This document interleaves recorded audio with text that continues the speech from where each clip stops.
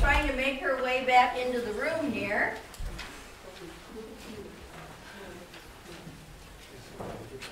I'm going to talk as loud as I can for as long as I can. As I said, I'm Sue Lloyd. This is Patty Sargent, our township clerk. Don Klein, to my left. Marissa McGlue, Bob Hagan, Craig Smith, and Julie Gerke. Don't ask me, what did I say? Oh, Craig. What did I say? You Smith. Where's Craig? Is Craig Smith here? Thank you, Patty. Okay, so Patty's going to say a few opening words. I just want to welcome you all and remind you that tonight is about the zoning ordinance. We started working on amendments to the Planning Commission for White River Township, started working on amending the zoning ordinance almost a year ago. When things started happening in Montague Township, and we thought we had a very good solar energy system zoning ordinance, but we took another look at it and went, well, maybe there's room for improvement. So, and we had hoped to have those amendments ready for you to see tonight. However, recent events in the past, just the past month, have led us to take a pause and think maybe you all would like to have some more comments. Okay, so, Patty, are you ready? I am ready. Okay. Hi, I'm Patty Sargent. This is for comments on the amendments only. Last Tuesday, we had quite a large meeting, and the meeting was to a lot of people voiced their opinions about the plans that were demonstrated to us at a public meeting at the high school by National Grid Solar. And we cannot make any approval to anything other than our minutes and our agenda tonight. But we will take comments, positive, working comments to get us to where we need to be so that we all feel very comfortable with our ordinance. That is all we can do. We want to do more, we can't. We have to be within the law. So we are going to follow the law. Any comments that we get and suggestions that we get, we will run through a professional planner and our attorney. Because if it's not lawful, we're not doing it. Okay? So, any questions for me? I need a pen. Oh, got one, thank you. Okay, so, thank you, Patty. Meeting was called to order at 6 p.m. I did a roll call by way of introduction, but let's do that one more time, okay? Patty or Julie? I can do it, Julie. Okay, thank you. Bob Hagan. Here. Don Klein. Here. Craig Harris. Here. Marissa McGlue. Here. Karen McLean. Absent. That was an expected absence. It is Christmas. People are out of town. Susan Lloyd. Here. George DeBrain. Here. Patty Sargent. Here. Okay, we have an agenda. There's probably not enough copies for everybody in the community out there to see the agenda, but as far as the Planning Commission members go, I entertain a motion to approve the agenda for the public hearing, please. I move to approve the agenda. I'll support. It's been moved by Craig Harris and supported by Patty Sergeant to approve the agenda for the public hearing. All in favor say aye. Aye. All opposed, no? All right, motion carried. So, I'm up. What I'm going to do is go word by word through the zoning ordinance that exists right now. And if I see a big commotion, I may pause and see what's going on out there. But otherwise, we're just going to go through the ordinance so that we're all on the same page or as much as possible, okay? You may have some questions as we go along, but they might be answered. Yeah. We have to approve the minutes from, No, we're doing that in a regular meeting. I'm sorry. Yeah. You're right. Is it possible to turn off the lights on? Oh, yes, I'm sorry, Brian? Not all the lights, it's just the ones in front. Yeah, thank you. for that, yep. And let's try to keep the doorway open because That helps. this is another doorway in case of somebody spontaneously combusts. You're the first one out. Yeah, all right. We're trying to be as sensitive as possible to that because we're already bending the rules in terms of having probably more people in here than would be allowed, because if we stuck to the rules, we'd have to cancel the meeting. So please understand that that's why we're doing that. So however you can, spread around and keep doorways open, that'd be great. Yeah, I Thank see you. we are way far into the next Yeah. room now already. Yeah. Okay, so, as it says, this ordinance was adopted in 2019 at a regular meeting of the Township Board for White River Township, held at the Township offices within the Township on December 10th, 2019 at 7 p.m. The following ordinance amendment was offered for adoption by Township Board Member Anderson and was seconded by Township Board Member Harris. That would be Deborah Harris. Now, it says amendment because the original ordinance that we had adopted 2 years prior had one paragraph about solar energy systems for everything.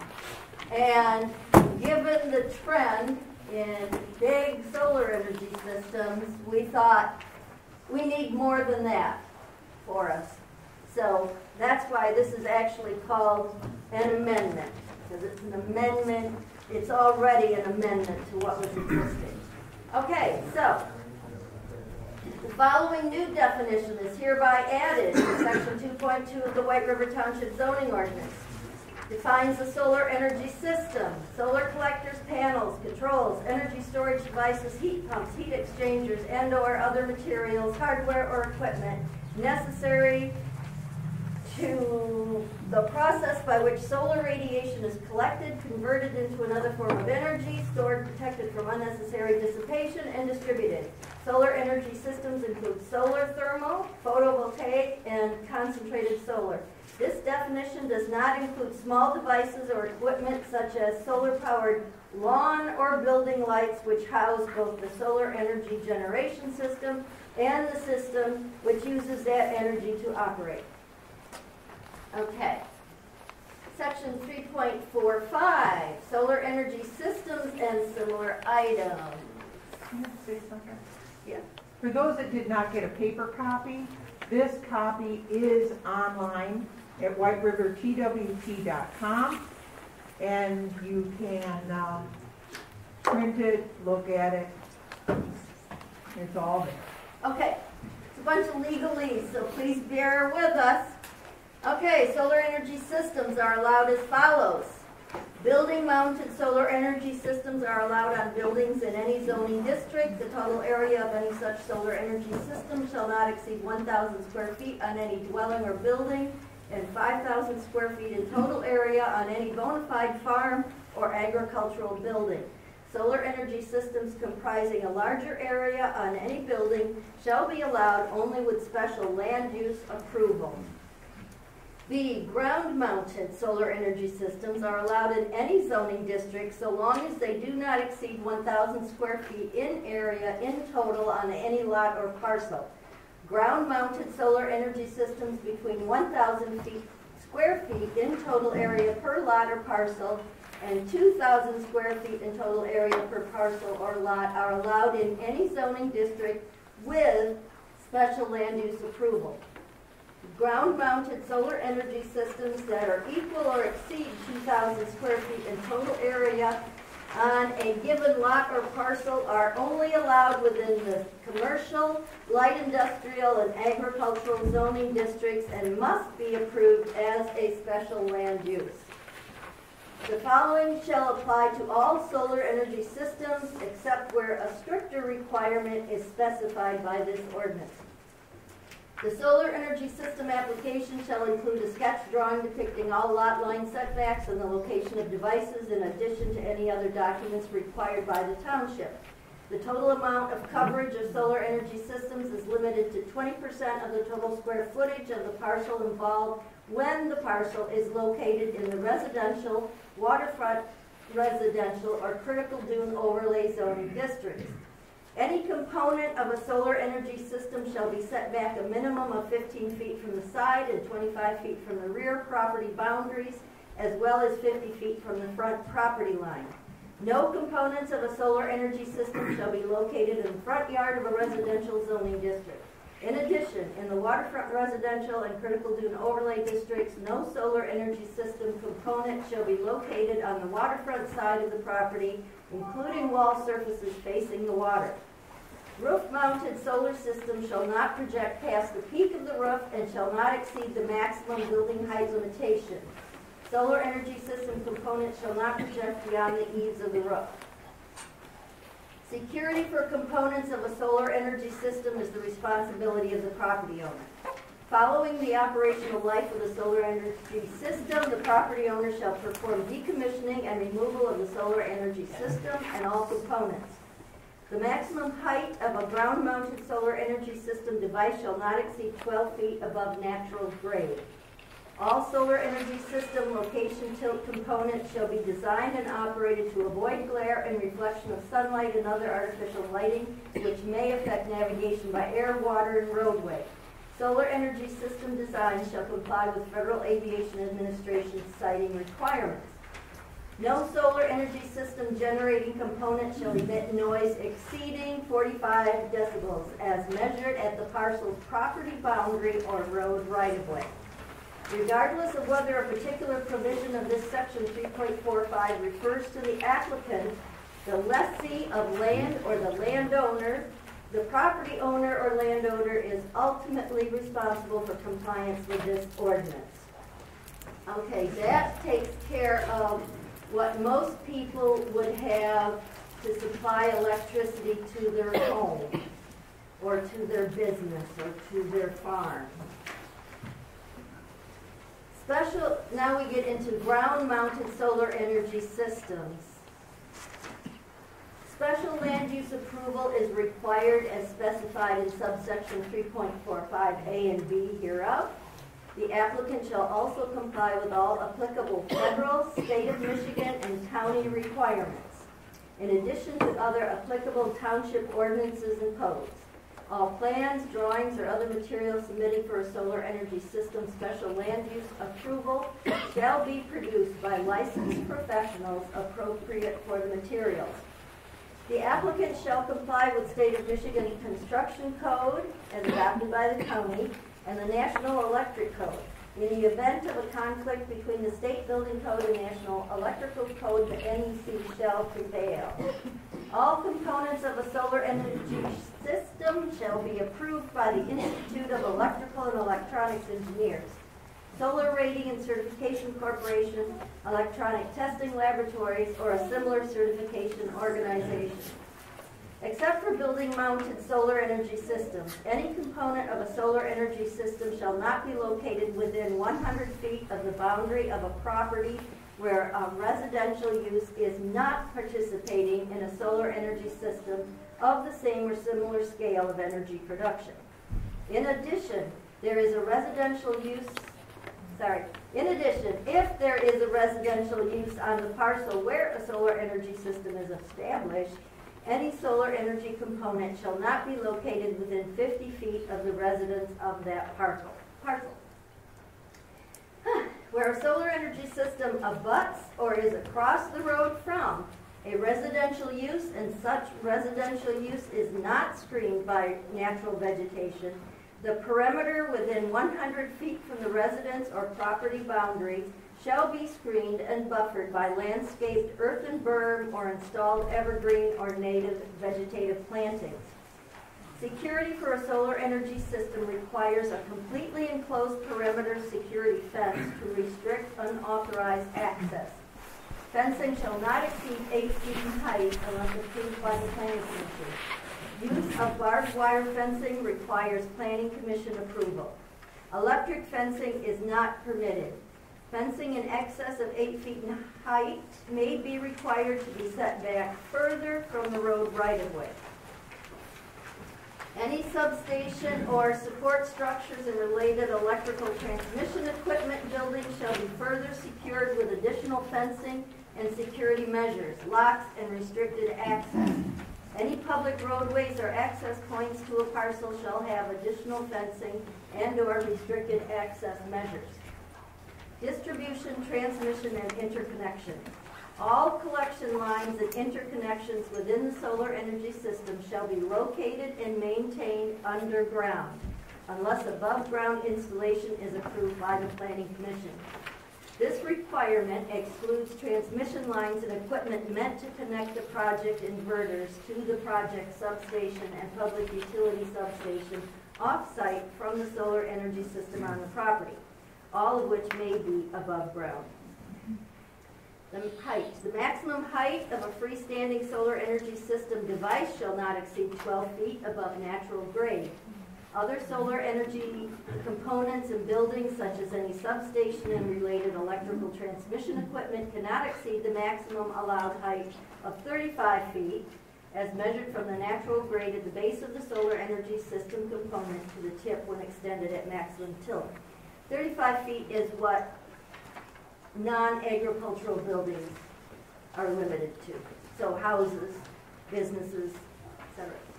Glare. All solar energy system location tilt components shall be designed and operated to avoid glare and reflection of sunlight and other artificial lighting, which may affect navigation by air, water, and roadway.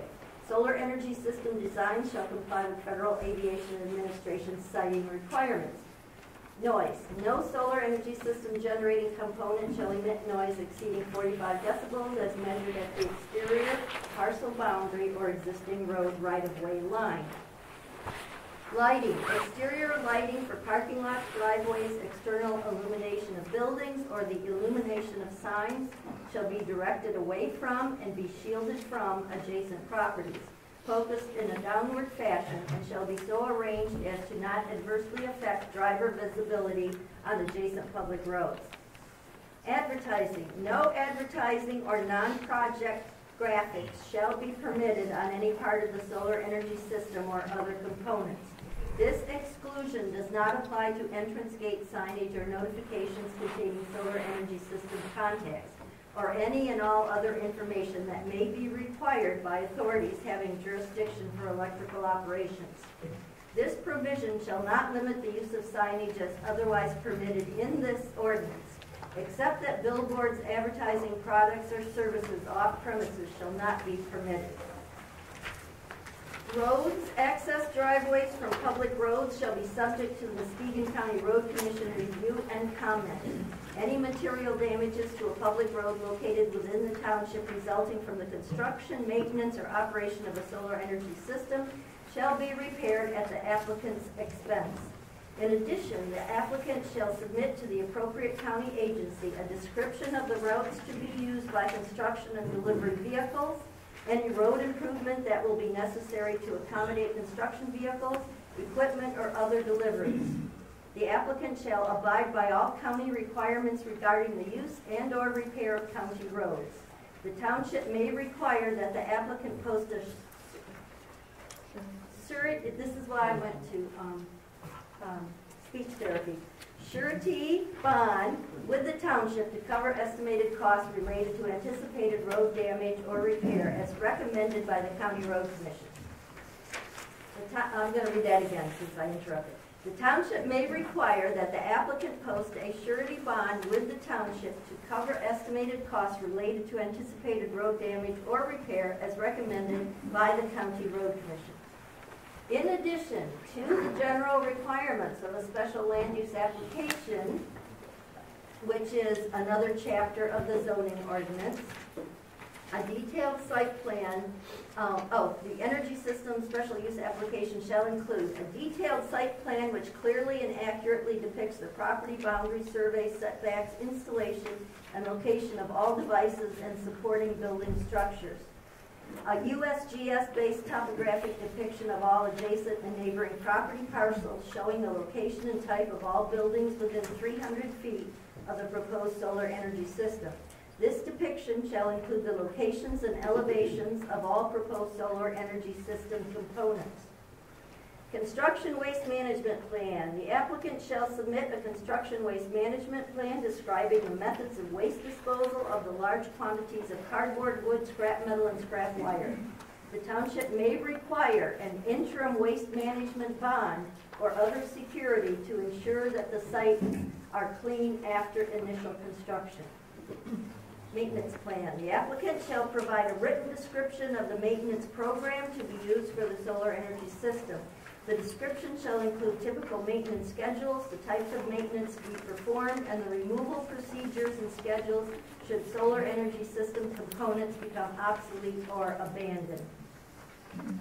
Decommissioning plan. Let's see if I can get it up on the screen.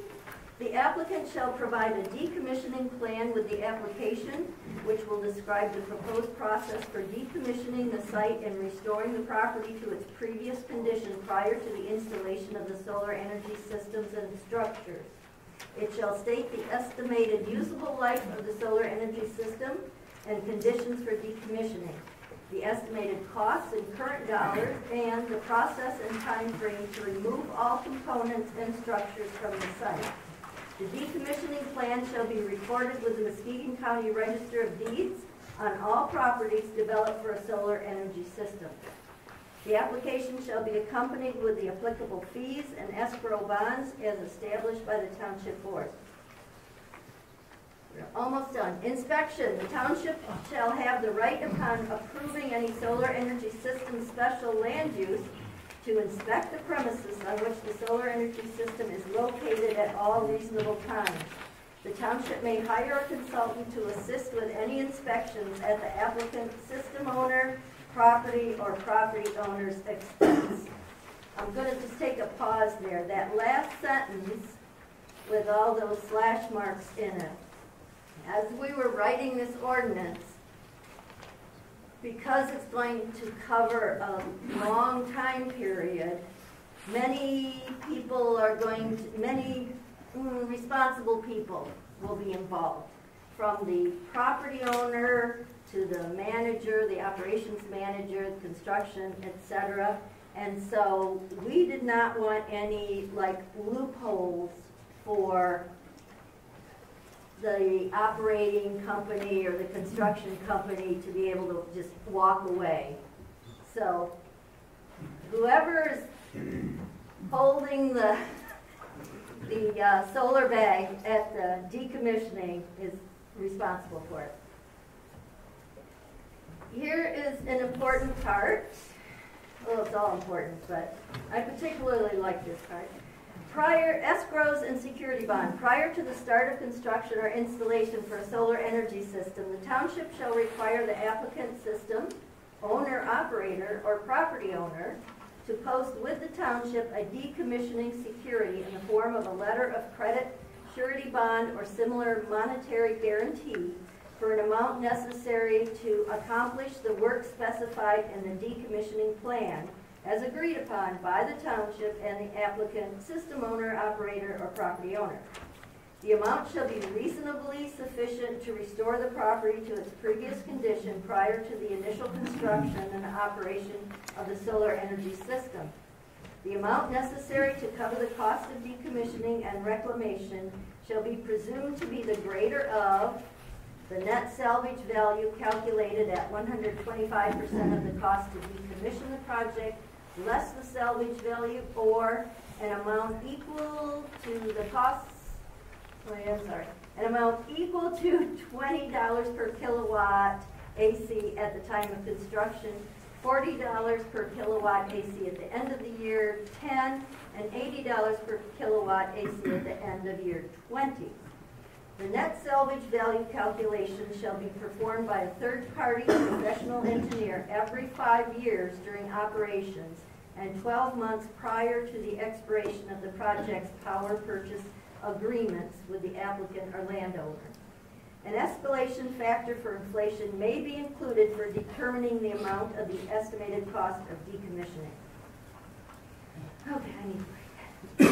Such financial security shall be kept in full force and effect during the entire time that the solar energy system exists or is in place, and such financial security shall be irrevocable and non-cancelable by the applicant, system owner, operator, or property owner. The township shall be named as a beneficiary on such financial security documents. Where the applicant takes out the security, it may be assigned to the property owner or system owner operator with notice to the township. So the township always knows who has access to that account, besides the township. On or prior to the end of a period of 5 years of the operation of a solar energy system, the estimated cost of decommissioning, less the amounts reserved, if any, will be reassessed by the township. An amount equal to the balance of such updated estimated costs of decommissioning, if any, will be reserved for decommissioning and site restoration.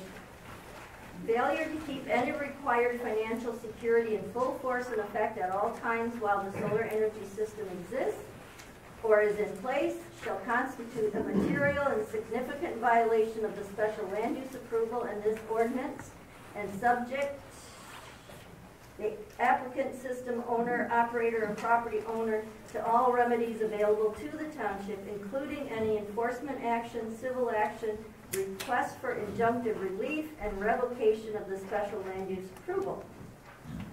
The financial security will be released to the applicant, system owner, operator, or property owner when the township has determined that it is no longer required. Okay. The maintenance and repair. The solar energy system must be maintained in good repair and conditions in accordance with industry standards at all times.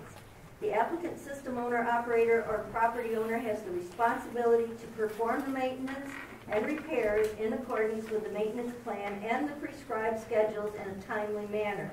All sites with a solar energy system shall be kept free of refuse, waste, or hazardous or unsanitary conditions. If the zoning administrator compliance officer determines that a solar energy system fails to meet the requirements of this ordinance and the special land use approval, or that it poses a safety hazard or condition, the zoning administrator compliance officer shall provide notice to the applicant, system owner, operator, or property owner of the safety or condition. If the maintenance, repair, or safety hazard are not corrected after a reasonable period, not to exceed 30 days, which may be reduced depending upon the immediacy of the problem or extended as documented by active corrections as determined by the zoning administrator compliance officer in consultation with the township supervisor, the township may take such actions as it deems appropriate, including making the repairs and charging the cost back to the applicant or landowner, or where public safety or emergency conditions warrant, shutting down the solar energy system or portions until a correction is made. The township may assess all costs to the applicant, system owner, operator, or property owner for such enforcement actions and use a portion of any security bond or escrow being held. Abandonment or decommissioning. Prior to decommissioning a solar energy system, the applicant or property owner shall submit an updated decommissioning plan to the zoning administrator compliance officer for review and approval. Under this plan, all structures, concrete piping facilities, and other project-related materials above grade and any structures up to 3 feet below grade shall be removed off-site and properly disposed. Access drives and road beds shall be removed at the option of the property owner.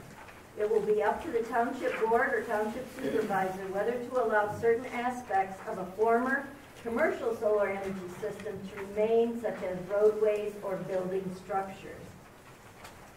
The decommissioning shall be complete and the ground restored within 1 year from the date of abandonment, which time may be extended by the zoning administrator compliance officer for up to 1 additional year. Failure by the applicant or property owner to complete removal and reclamation within the 1 year time period or after a time extension as described above may result in the township hiring a contractor to complete decommissioning and reclamation with all of the expenses thereof charged to the applicant and the property owner and becoming a lien against the property. That shall be in addition to all of the other remedies available to the township at law and in equity.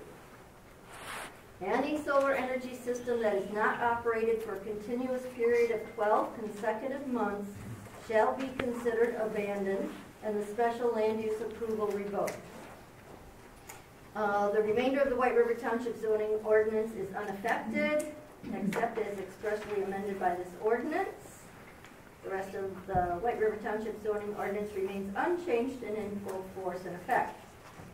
Severability. Should a court of competent jurisdiction determine that any portion of this ordinance amendment, or any portion thereof is invalid or unconstitutional, that shall not affect the balance of this ordinance amendment, which shall remain in full force and effect.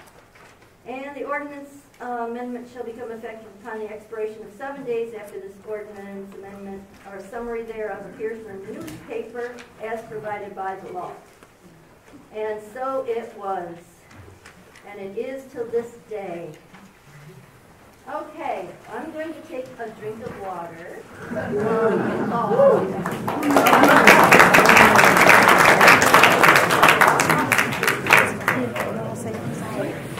That was 2 years of work, okay? Now, we have already worked on this zoning ordinance as far as amendments go. And we would like to present them to you, just so you have an idea of where our thoughts are going, and maybe you agree with them. Maybe we'll say something that you wanted to say tonight, and then, we'll just go home earlier. Anyway, when we're done with this, we are going to start taking comments from. Perhaps I should pause, though, to see if there's any questions. Somebody's way outside in the other room. Would you reconvene the meeting in a larger space? We will, we are not going to do that, sir. You can pick up a copy from us before you go tonight of the existing if you couldn't hear or see it. Okay? The existing's available on the website. And it's on the website. We're going to take written comments until January 5th? 4th. January 4th. Proposed amendment? We're going to take comments about amending this zoning ordinance. Will you, I understand, you can't hear me and I can't hear you either. Will you post the proposed amendments on the website, please? Yes. Thank you. As soon as we get them back from the attorney. We're going to take, give us time, because we're going to take written comments from the community until January 4th. They can be mailed to the township hall or dropped off in our receipt bucket out there. Just a second, sir. Can you impose a time limit on your response time? Just a second, sir, Can okay? you impose a time limit for the board to respond to those comments? I'm going to finish what I'm saying, and then I'll address what you just asked, okay? So, we will take written comments. We are going to go over all the comments with our attorney and our consultant, and then we will produce the legal wording. That will be published, and we hope to do that sometime in January or February. We are in a bit of a quandary, quite honestly, because there's a lot of you here tonight, but we know a lot of people are not even in the township at the moment. So, we have to wait and see how, some other things like, okay, so we're gonna take our time to do it right, hopefully, okay? So I can't give you a timeline right now. Thanks for explaining the process. You're welcome, very welcome, yes. Thank you. Just to ask about the time frame. So the anticipation was, and thank you guys for all the hard work that you're doing, because I know you're only So I think we were really expecting tonight to really be able to see those amendments before the meeting, which I think is standard procedure, and I understand that this is really into a condensed time frame. With the holidays and everything else, it's really a lot to expect to have everybody digest them and get them back to you by January 4th. You have asked for a moratorium. Can we have more time? This is a really life-changing decision for everybody in this room, and I think it deserves more time and prudent consideration. January 4th is too soon. We don't even have them in our hands. I second that. I second You that. don't have them in your hands because we don't have them yet. I understand that, Patty, but that's why I'm asking for us to have more time. I think that's But only we fair. have a few that we would like to review with you all. Understood, but all we're asking is, can we have a longer deadline than January 4th to consider them once we have them in hand? Because for all of us, it's going to be great to see them on screen and very helpful tonight, but I know me, I process them by printing them out and taking days to look at them, and it's Christmas, so that's all we're asking, because the longer All I can What's the rush say, anyway? What's the big rush? there is not a rush per se, and it will take time to get this written in a form that can be defended in court, for one thing, by our attorney. So,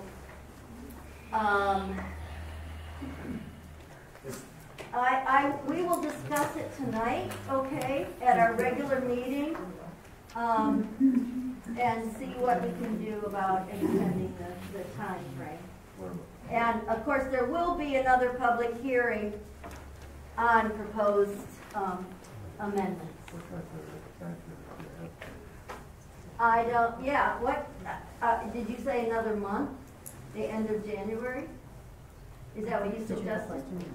I would say, I mean, for me, I don't want to speak on everyone's behalf, but what does everybody think? A month would be fantastic. It certainly is better than trying to jam this in when people are with their families over Christmas and New Year's and everything else. There's a lot of competing priorities in all of our heads right now, and this is very important to everybody.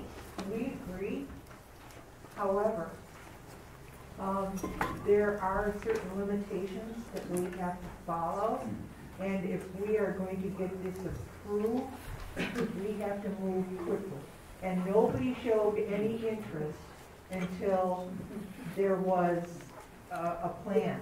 Nobody knew about it. Yeah, nobody knew about it.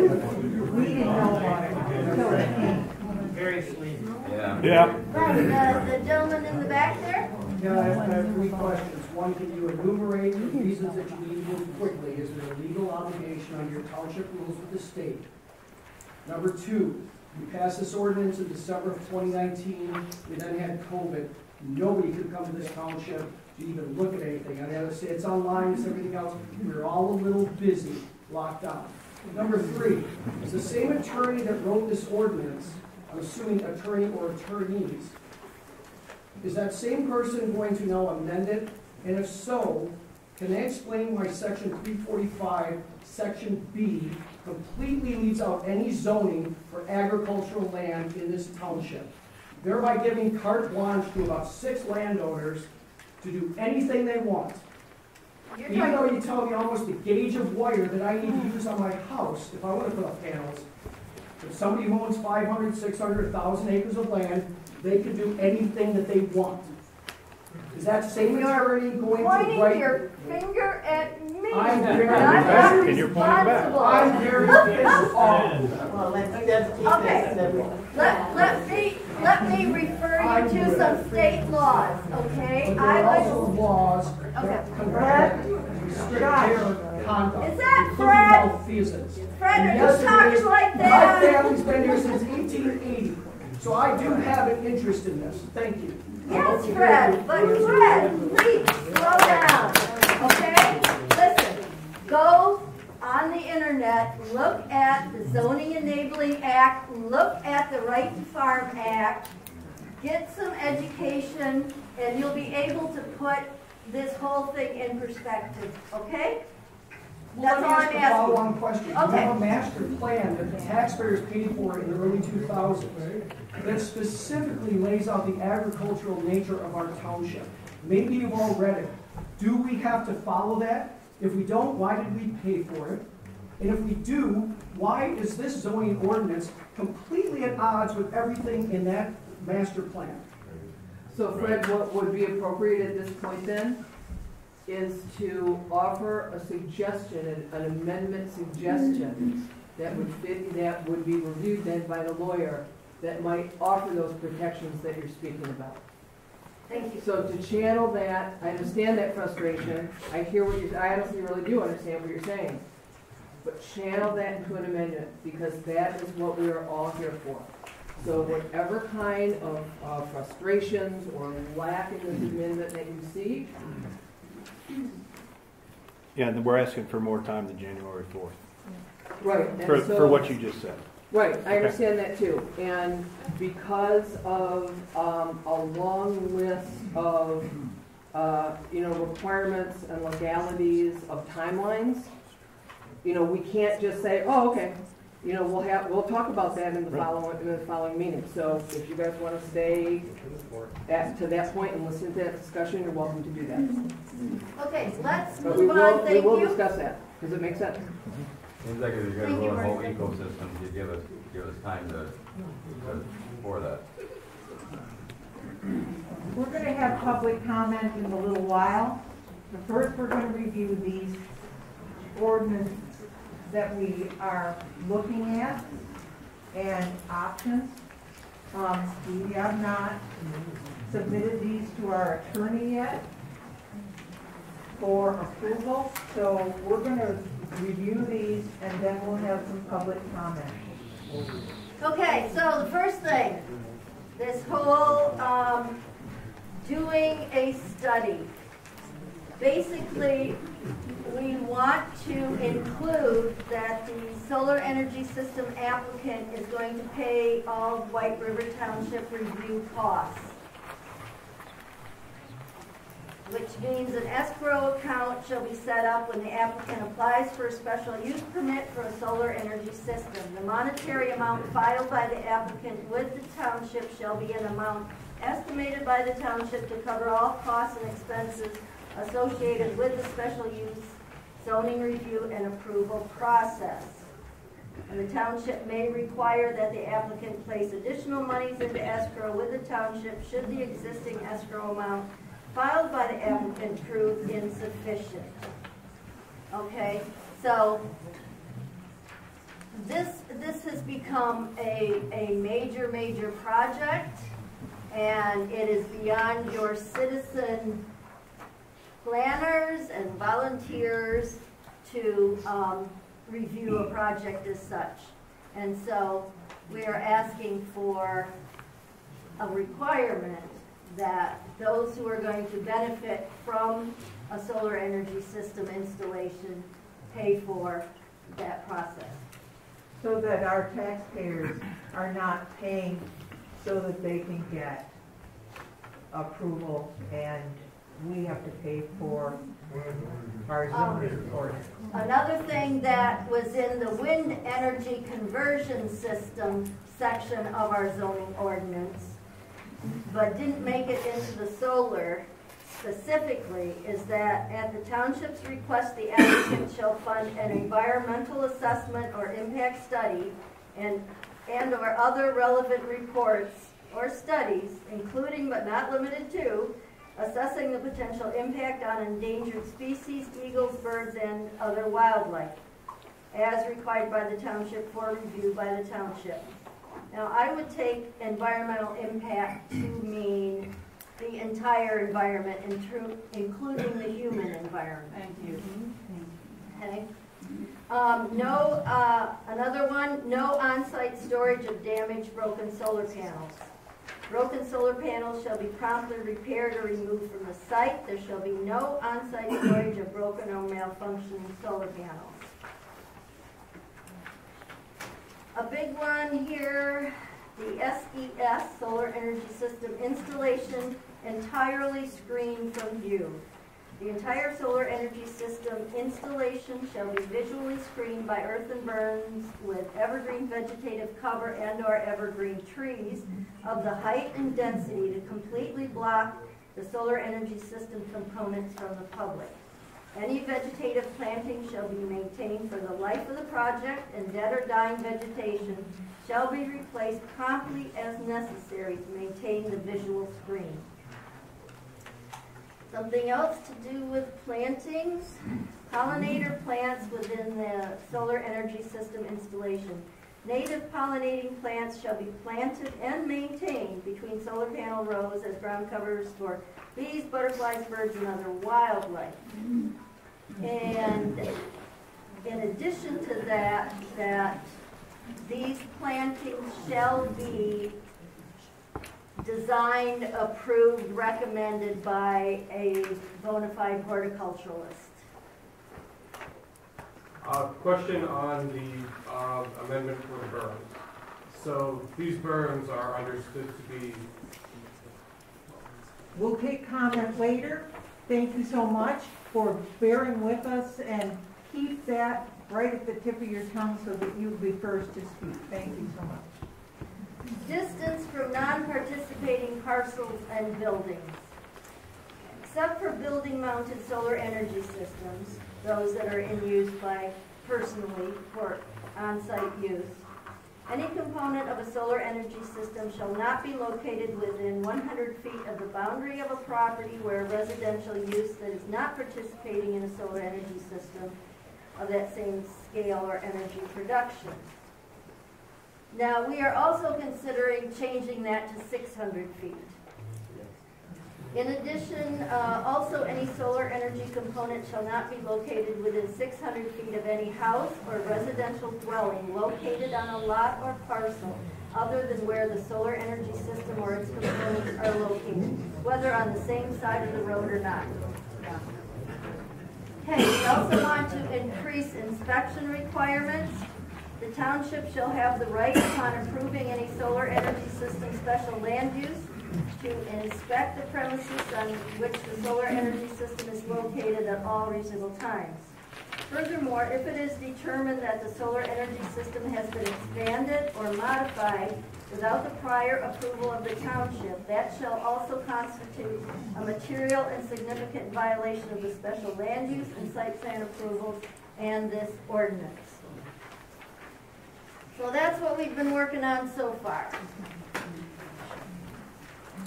Would you, there are a lot of people that weren't here in the previous meeting. Would you explain what happened with the moratorium and special use permit?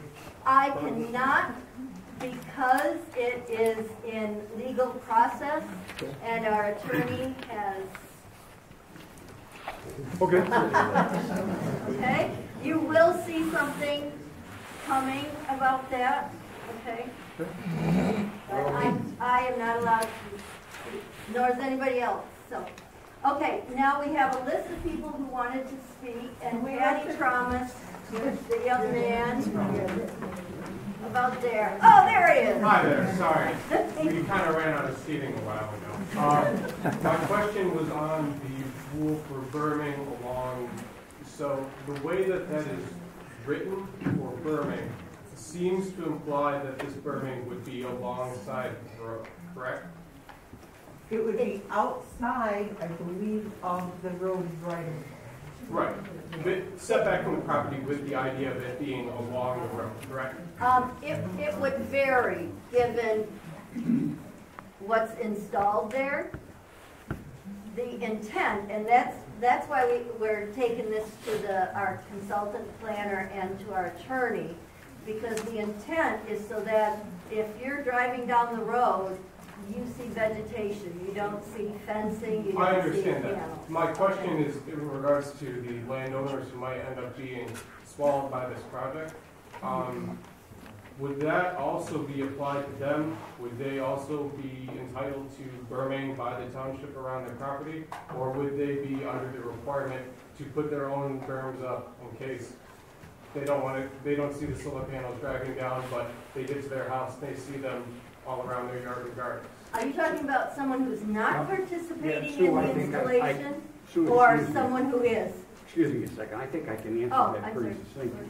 Sure. The intent here is to have that building screen the entire solar facility.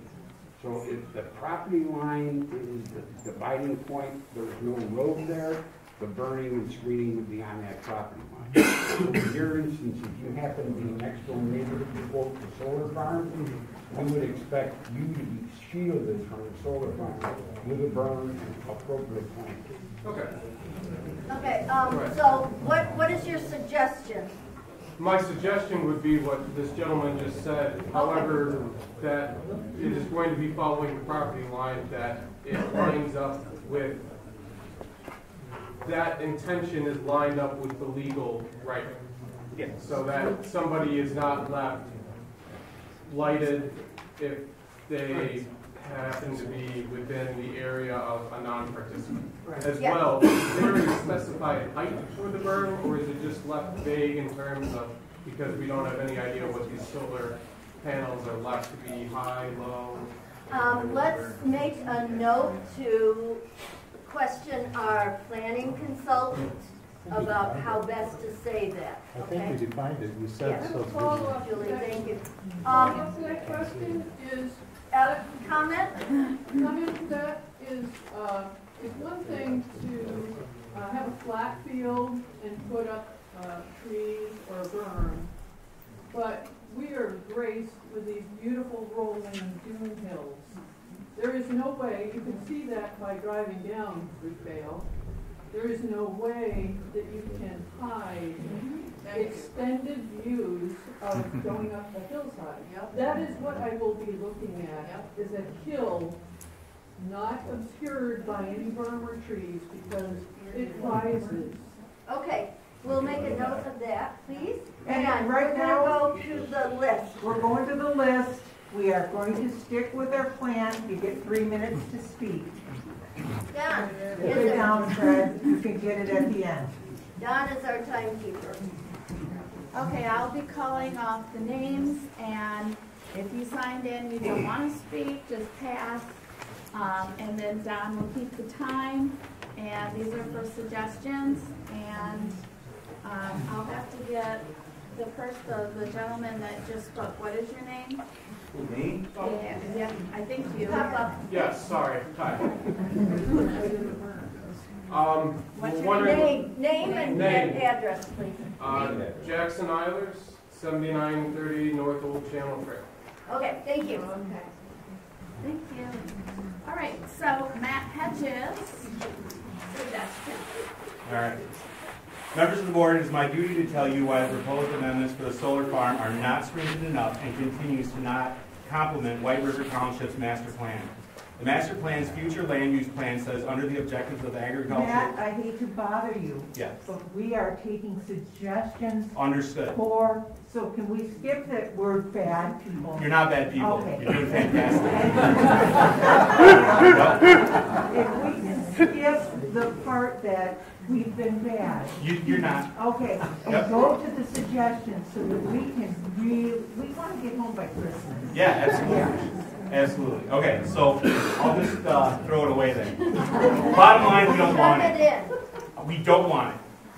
We understand. We don't want this. What is their My suggestion is that in our master plan, we have already laid out what the expectation is of where we live. It is rolling land. It is open.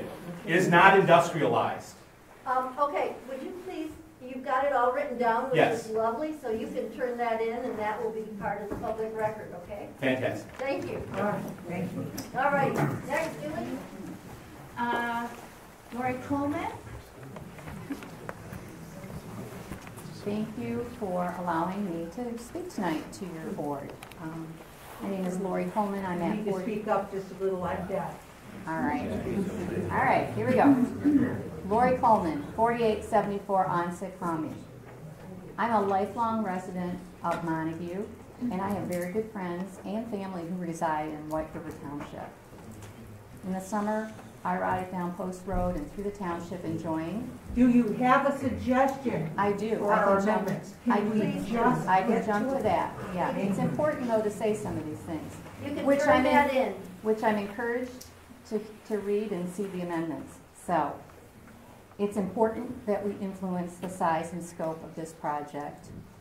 Compromise is needed because solar energy is required. I'll just leave it at that. I had more, but that is the crux of the message. How do you suppose we can improve our ordinance to match what you're saying?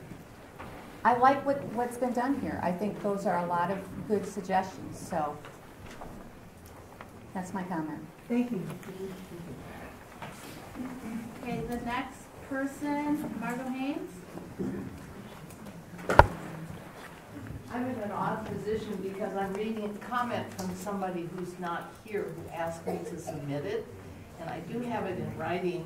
And this is Tracy Dobson, 6635 Lau Road, Montague, Michigan, former dean at Michigan State University. And I'm going to summarize what she said for time interest, that she is invested financially and emotionally in this area, recognizing that changing climate requires adaptation. So she says an appropriately sized and sited solar energy array will provide many benefits, and we can take steps to mitigate a perceived unattractive appearance. Trees, berms, and plants that attract pollinators. If we fail to do this, the landowners who are signaling their desire to sell lease the land will find other options, confined animal feeding operations or subdivisions in this township. We cannot stand still. The world is changing. Let us work together toward beneficial changes. Thank you, Margot. Thank you, Margot. Your comment, yeah. Your comment is, yeah, thank you, is regarding, again, size and scale. So you're And actually... berms. Okay. All right, next, Lauren Walker-Nagle. Thank you. Thank you for working on the amendment. I think there's so many important things in there. I've been researching online a model solar amendment to get ideas, and some of the things mentioned I wanted to go over. There is a focus on an escrow account, so I was happy to see that. Some of the reasons would be economic impact, environmental impact, potentially environmental monitoring of toxins going into the groundwater, and contingency for funding enforcement of all the good rules you're setting up. Also on the decommissioning plan, they recommend a minimum of 10,000 per acre. I'm not sure how that compares to the kilowatt that we had, and 20% for contingency costs. The other thing that they brought up in there was a limited time frame for the project approval. So if the board approves the project, the solar company would have a limited time to put that in place, and then maybe an extension of a limited time. Yeah, we already have that. Okay, Elsewhere in the ordinance. Setbacks, they're talking about more like 600 feet. Visual rules, overhead lines must be approved by the planning board. Screening should be on all roads. Protection of neighbors, close neighbors. We have property connecting on 3 sides. Real property value protection plan, complaint process, property tax considerations, notification. One of the things I'm really worried about is notification of neighbors when fields are sprayed. I mean, we're talking about a lot of acres of naturalization. Seems like they're going to have to spray. No. Well, No more than the agricultural land that's. Well, it would only be fair to notify neighbors. Yes.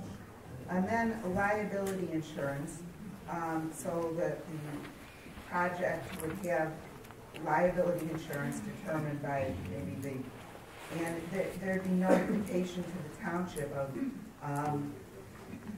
if the insurance is in place, and also that the township should be a loss payee if there is a claim. May I interrupt you to ask, the liability insurance is liability against the Well, abandonment it or would be for the project. damage? Let's say something bad happened and they had an insurance claim. And then if there wasn't insurance, everything could be just sitting there because there'd be no one to fund to fix it. That may be covered, but we'll look into that with the attorney. Okay, thank you. And then limiting the percent of township and prime farmland to a certain percent. Excuse me, ma'am, time. Okay, and limited forestry. Thank you. Okay, you've got that in writing? Yeah. So, Thank you. thank you.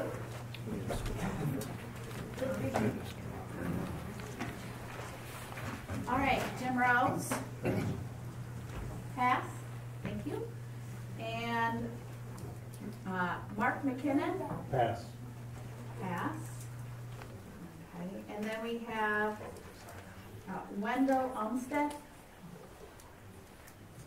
One thing I'd like to know is the taxes in the township going to go down because of these solar plants?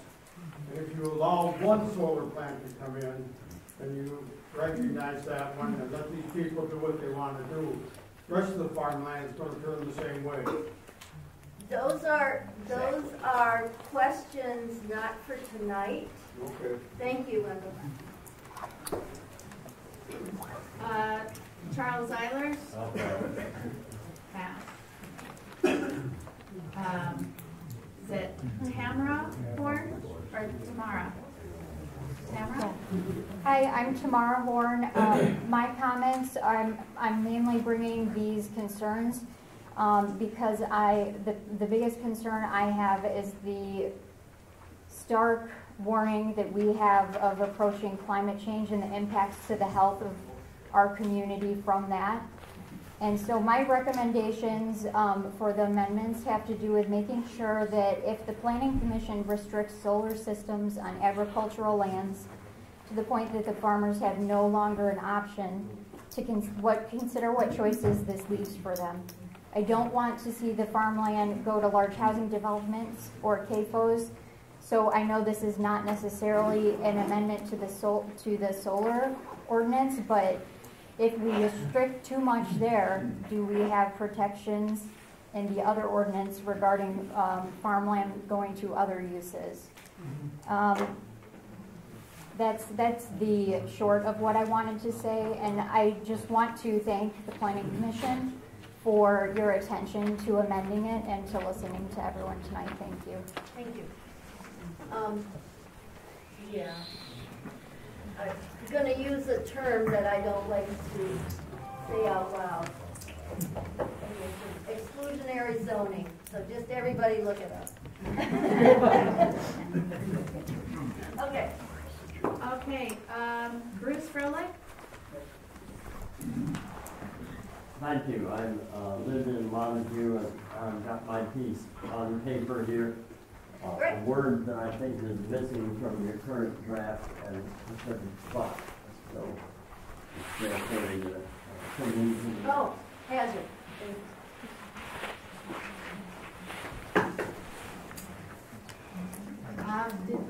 Okay. Number, I'm sorry, again, I'm saying number and you guys don't see that. Okay, Tim Backham. I just want to agree with the 600-foot setback. We'd like to see it. I would like to make an amendment that for wildlife, the 150-foot path in certain spots along the minor post, because they don't follow the deer like the cars do. Some do, but not all. The other amendment would be on flooding. We know that Master Tag and Old Brothers and Montague have been flooded. We're putting berms up, but we know there has to be some gaps so the water can escape. And we know that houses hopefully covered. Yeah, no, oh, are you done? Okay, I forgot to mention, the part of the planning, it's implied that the drain commissioner would be involved in the review process and the making of plans, but we have an amendment proposal to specifically say the drain commissioner should be involved, because as we know, that the Pearson drain bisects the township pretty efficiently. Okay, thank you. Okay, and then we have Bill Schmeegi.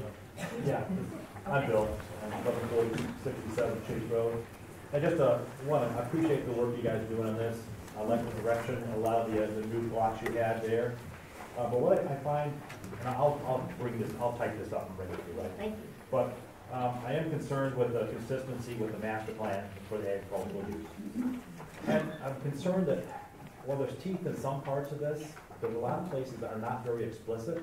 So I like the 600 foot, that's what we had in the old 345, right?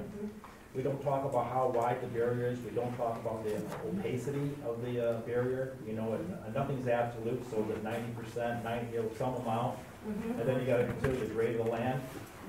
We also talk in C7 about the operational life. And the whole document reads like it's absolutely certain that it'll be decommissioned. What says it's not going to be refurbished or redone or something like that? Because, I mean, it's already there. They've had a huge investment in this whole thing. I have a hard time understanding which pieces are farm and home versus industrial in here. So some of the paragraphs, I just have a hard time understanding which one is right. And on MM number 8, it talks about 35 feet. Well, is that a home? You mentioned it was a home. But it doesn't really say height. It doesn't really say it doesn't really say it's a home. And so I have, again, explicitly, what are we talking about? Structure. Think in terms of structure. All right. And the letter of credit under escrows and security bond is, I wonder if that's too weak. I mean, it seems like they could have a letter of credit that just says, okay, these guys are good, they got a good credit rating, but how does that turn into coin for the township? Yeah, it's meant to be an escrow account so that the deposit is there. So thank you for pointing that out. I would say certain bond or escrow account, be very specific with what you want, because just saying we got great credit and we're great right up till we go out of business, that doesn't really get there. And then, yeah, I think that's pretty much it. But I think there's just places where we could be a little more explicit, put some more teeth in it, say what you really want, because just saying you can plant vegetation, they could plant grass on the edge, right? That doesn't do anything. You say you want totally block the view, but how about opacity from all the angles up and down the rises and that kind of stuff? And so I think we need to be a bit more explicit with what we want. I agree that we need to look for a win-win, but we could be more specific. Thank you. Pam Crowe. Hi, I'm Pam Frosch. I live at 1611 Sunset Lane in White River Township and have property's been in our possession for 100 years. I agree with everything you've come up with. I agree with the specificity of the berm, especially. The only thing I'd like to add is some sort of something about a fire plan. Someone brought that up at the last meeting, so that there's a detailed plan for what would happen if there was a fire, because we're such a rural area, it might be hard for the fire department to get to the area. Thank you. Do you have anything in writing? Yes. Although you've covered almost everything. Well, please. Thank you, Pam. Thank you. John Howell? Well, a few points that Bill already brought up, but one that I kind of want to hit on was email I got from Kendra Harrison, who's a solar representative. She's very good. Appreciate the decommissioning plan, depending staff, they talked about an end project useful life, lakeside solar will either take necessary steps to continue operation or will decommission. I think maybe that should be spelled out somewhere in the ordinance, or maybe Ken would want to commit to it tonight. I'm sorry, are you speaking to a particular plan or to the ordinance? Well, both. Their Okay. plan, if you can incorporate that into the ordinance. or No, we are, the ordinance is for any solar energy system. We're not designing ordinance to accommodate a plan. Okay, So, Tom, if they say that again. What I didn't follow, I'm sorry, if you would repeat your first comment was what? Well, it's under the decommissioning plan. Okay. They mentioned that they could either retrofit. Oh, I'm sorry. 20 years. So you're referring back to Lakeside? Yes. Okay, please, can you put this in words that relates to our zoning ordinance? Your concern is about decommissioning? Yes. Okay. I was thinking if you could put something in the ordinance that after 20 years, rather than have this in perpetuity, that after 20 years they could replace the panel, and continue on with this. Okay, which is similar to what someone else here said, that we're assuming a certain lifespan that might not be. Right, okay, thank you. And my other comment suggestion would be, nothing's been talked about the battery installations. As an ex-CE employee, we had a fire at a battery installation. And residents within 1 mile were exactly because of the potential fumes and damage to people. Or they're told housing in place. Okay, so as far as the zoning ordinance goes, we can investigate how to build in some fire protection. Maybe we could require an alarm system that would notify. That's all. I was wondering, how would the residents get notified if it wasn't? Well, if it's in the converter, is that what you call converter? What's it called? If it's inside there and they had one of those big horns that, smoke alarm, big horn. So thank you. We'll look to see what our, because we're building in electrical code requirements, and so there might be fire suppression requirements that we need to add, and warning. Okay, thank you. Next, Tim Croce.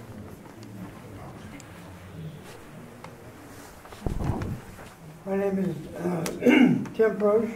I'm a member of a family who has owned property in White River Township since 1917. The proposed solar project in White River Township is a watershed moment.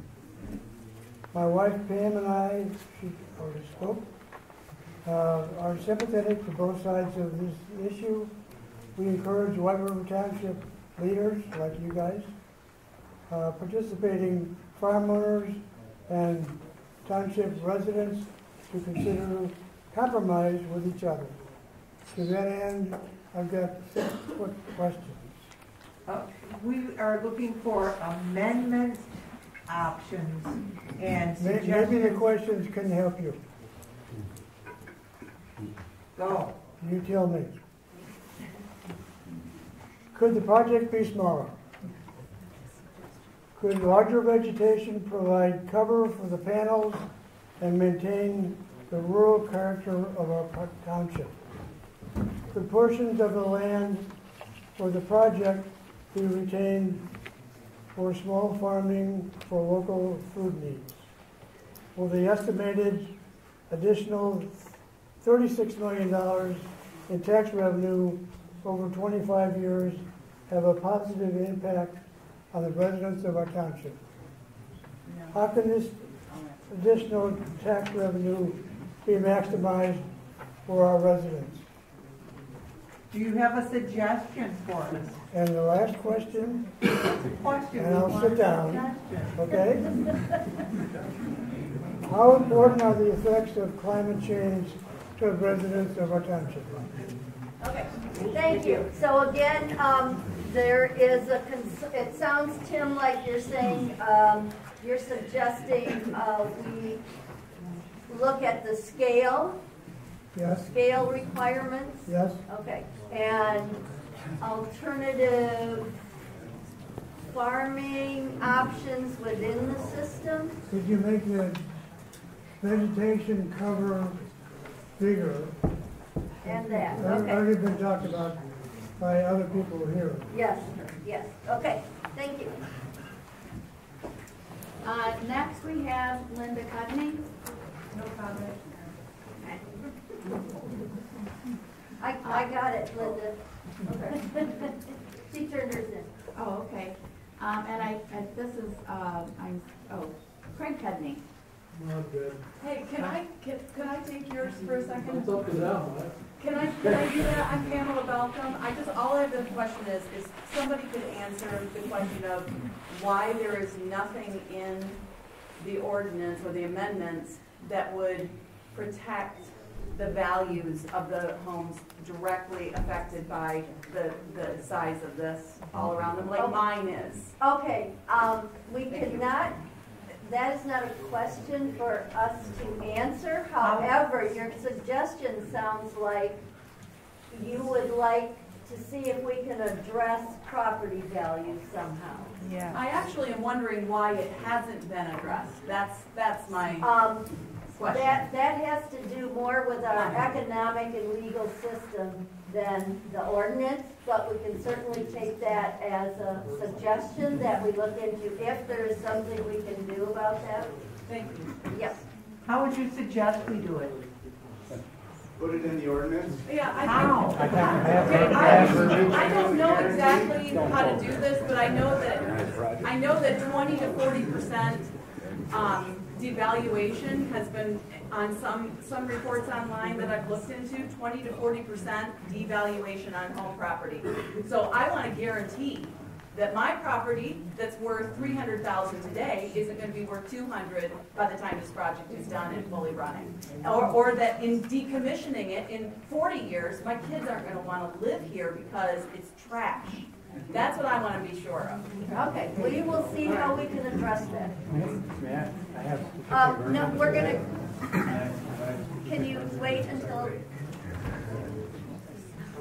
Okay, we're getting back to the people who have signed up, okay?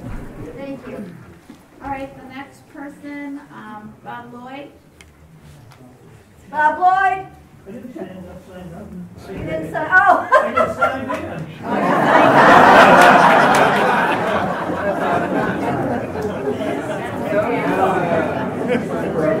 I thought you couldn't hear.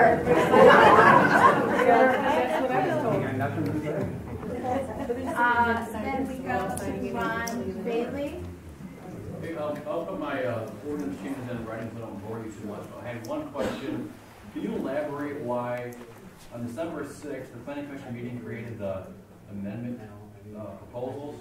The attorney didn't go over them yet? Or didn't approve them yet? Was there a reason why he didn't? Oh, if we knew that. Yeah. There are other things going on that we have made a turn to try to be more inclusive, and so things are changing almost daily. So we are expanding our intake of information, Ron. So if I could say more, I would. I don't follow. Could you Well, I'll say more. We suggested a bunch of things, and then we heard from a lot of people. Okay. And because we heard from a lot of people, we thought we better have a meeting and get everybody's input. And we've gotten lots of letters and lots of phone calls and lots of emails, and we're here. So that we can do it all at once, because for heaven's sakes, nitpicking here and nitpicking there, that's really expensive. So one more question. Suggestion? Yeah, well, can we give at least a 2-week extension on the January 4th date? We're going to consider that at our meeting after this public hearing. Thank you, Ron. Okay. I'm really sorry. Jason? Right. Right? Yeah. I'm going to pass unless Sam Bender wants to comment. Sam, you had something to say a moment ago about valuations. If you want to share that, I'll defer my hang on, okay? hang on. We're going by the list, okay? He's already spoke and he'll speak again at the end, okay? Thank you. So you've passed? Okay. And there is a third sign-in on yellow out there. If somebody could pass it up to me, and then I could get the rest of the names. Laura's going. Laura, Brian's got it. You can do it. Laura, Brian's got it. Brian's out there. So they hand it to me and I'm going to bring it to you. Okay. Awesome. How's that? Really? Perfect. That's what I thought. We have a relay. Who wants to read it? Julie. And I signed in. Okay. Well, when I get to your name, you can pass. Okay, so I'm just, Chris Rogers. My thing has been touched on a little bit about the fire. I think we should include that our volunteer fire department be trained how to handle a fire at such a facility and be provided with what they need to fight said fire. Possibly we need to require fire suppression systems included in the facility. But I think that's very important because we all have volunteers. We need to keep our volunteers safe because they're very valuable to this community because we are way out here. So I think that needs to be a big consideration. Also in the environmental study, I'd be very interested to see about the EMF, electromagnetic frequency, that is put out by electronics. Put pollinator gardens in to bring pollinators. However, I am the keeper of bees and have studied them and know a lot about them. The electromagnetic frequency bothers them. Yes. So will we lure them in only to be harmed? They have a big enough fight already to survive, and they are very environmentally important. They were here first. We need to keep them here. One more, just thought it probably doesn't have to do with the ordinance, but if we put a whole bunch of big hills with a whole bunch of big trees along all our roads, y'all saw the weather forecast for Friday. What's that going to do to the blowing, drifting snow on our roads over here? Just a thought. So that's all. Everybody's doing great. Thank you. Thank you. Mike, you'll find it. Okay, the next, is it Tim Lanyard? Langland? Oh, Langland. I was going to make a comment on the screening, primarily the berms and the distance of the berming, so I don't think it's necessary for me to say anything else. You've already been a consultant on it, and other people have commented, so I'll pass. Thank you. Thank you. Melissa Lawrence? Thank you so much. Thank you everyone for all your hard work on this and for allowing us to speak. My number one suggestion is flat out restrict the size. 1,700 acres in a 15.9 square mile township. We are half the size of a normal township. National Grid has 2 other projects in Michigan. They total 40 megawatts. This is 200. Those 2 projects, are 2 combined townships of over 65 square miles, and they are 1/5 the size of this project. This is far too large of a footprint. In order to make this a win-win for everyone, this project needs to be reduced. Otherwise, it commandeers our entire township and it is shoehorned into space that will disrupt our environment, our wildlife habitats, our wildlife travel paths. That is my number one suggestion. Restrict the size. I have looked at other township ordinances. There is a great website out there called Citizens for Responsible Solar. I have shared the link with the board. I will reshare it along with my notes. There are sample ordinances. There's one I just read, and I know it's very restrictive, but it's a township in Virginia that has asked for a max 200 acres, which they have placed into their plan, placed into their zoning, and no other solar farms are allowed within 2 miles of that existing solar farm. This is our township. This is not somebody else's township.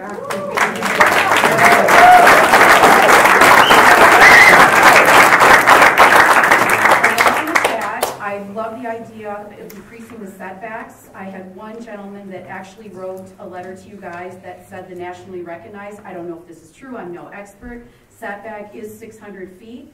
If it is, then I wouldn't take anything less. When I was at the meeting, the informational meeting at Montague High School, Amber Miller, the permitting specialist that works with Kendra, was already saying she's approaching you guys for a 15-foot height because all these rolling hills that everyone has talked about will be completely graded down. So the 12-foot height will not work for them because they're going to flatten everything. So they want something to be higher because of the varying degrees of height. I would stick to it. That would be my suggestion, not to bend to that. If it's 12 feet, it is 12 feet.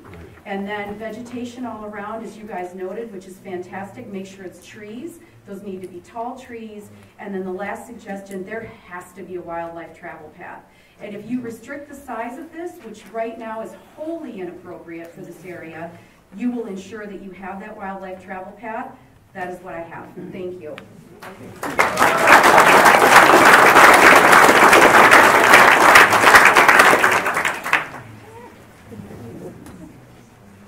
Sorry, Bill Diddy. All right. Not sure how I can follow that, but I'll give it my best shot. So I've got 13 suggestions, but I'm going to pare it down because I think several of you have covered those, so nice job. First one is let's reference the master plan where possible with this ordinance here. I think the master plan is fantastic with guiding us, and that's my first suggestion is let's see if we can reference the master plan. Second suggestion, as it relates to, let's be specific here, Article 2, paragraph B as in boy. We don't reference, I'm not an expert, I'm not a lawyer, I'm not a real estate person, right? I would imagine there's other land use other than commercial, light industrial and agriculture, maybe open that up to some other areas that currently aren't being used for, we can call it what it is, right? Where there's remediation being done or something like that, right? I would imagine there's other land other than this amazing agricultural land that we have out here as well. So that's a suggestion number 2. And Melissa already covered it there, just some type of language around, right now in that same paragraph we talk 2,000 square foot for total area, but we don't restrict it. Again, I'm not an expert. I'm glad that you guys are hiring a consultant to look at this, but that could, that's kind of open right now, right? I'm going to skip down to paragraph 7, where it says follow the operational life of the solar system, solar energy system. I'd like to see that define more and some environmental studies as part of that, right? I think part of decommissioning, we should tie some type of environmental studies to that. We're doing that ahead of time. Let's do the same thing on the back end of this, all right? Let's preserve what we've got here. We've already covered number 5. Number 6, this is Article 3, paragraph 5. Some language that I've used in the past is maybe we could add something that says, beyond what others have suggested, shall not be visible with the naked eye, right? That's a pretty nice thing that we could suggest, right? We said screening, some other things, but I think what everybody's getting at is, hey, we live in this amazing community, and we don't want to see it. That's really what it comes down to. We get into paragraph 13, and similar thing where it says for operation. I would like to suggest some language around decommissioning there as well.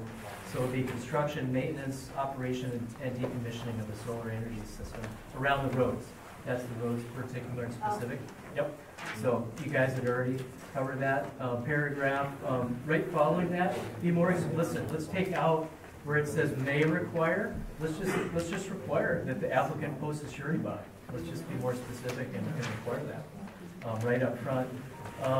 14. Sir, time's up. Okay. All right. Thank you. And we'll talk about timing after this. Put your notes in. Yeah, I don't think I can get them before January 4th, so I'm hoping that we're going to extend that. Thank you. Thank you. Thank you for being so concise. Steve Nascoda. I'm a resident of White River Township. I just want to say that I believe in global warming and I believe in solar power. I also believe in the nature of our community and a lot of the concerns that have been raised here. I guess I want to talk about sureties, the bonds, and escrow. Steve, I think excuse me. You all out in the hallway? Can you be quiet so that, I'm sorry you can't hear us so well, but. We can hear you. On all the bonds, securities, and escrow, I've had a fair amount of experience writing contracts. The language should say shall, not may. Certainly it should say shall. You know, we were burned by Hooker and DuPont. We should learn our lessons. I've got scratches all over here. I also agree with the distance from the non-participating being increased to 600 feet. You know, that gives a depth of screening that will make a big difference. I agree with a lot of people about the size limitations. I don't know what that is, addressing that size. I don't know if it's an acreage percentage. I don't know if it's a percentage of, how do you do that, of farm fields, of industrial fields. I don't know what the answer to that is, but I think there needs to be some kind of answer to that. Let's see what else I have. And I think the wildlife corridors are very important too. You know, we've got deer all over the place. If they don't have access to that, they'll have access to our roads and cars. Lastly, one last thing. Hopefully we do extend the deadline because this will be unintelligible to anybody. Laura, you want to pass? Yeah. I'm Mr. Wilson. Okay, and Ken, Ken, I'm a turtle scholar. Okay, I just got really two quick things. Why isn't anybody contacted the road commission? Nobody's, I talked to Paul Friday. Hold on. Yep. They are embedded in the ordinance already in several places, so they would be, years past, and they will again. Okay, but thank you for reminding us. Okay, so that was. They have to review. Right, we're gonna have the final say so. Whether or not we're gonna let them come up and down these roads, put new roads in. The road commission is going to tell us what needs to be done. Okay, so I talked to Paul, he's our lead engineer. Give me a quick second. And nobody's contacted me. I'm just wondering what's taking so long. Because it's not the appropriate time to contact them yet. We have not even officially reviewed the site plan. So you don't have to wait till the last minute. Accepted it. You don't have to wait till the last minute. No, legally, we are going to do things at the time they need to be done. I'm sorry. It seems illogical perhaps, but it's the process. So we do have a website. Everybody knows. It's the County Road Commission. If everybody wants to send something to them, it's not illegal.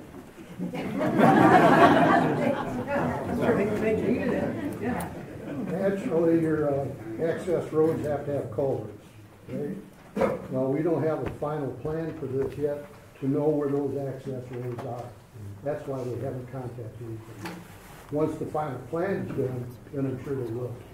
Yeah, we're not talking about any particular plan tonight. We're talking about the zoning ordinance.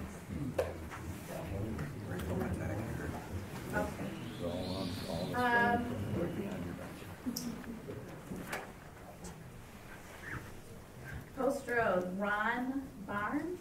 Okay. Yes. Hi. He said, oh, yes, okay, thank you. And Janet Graham?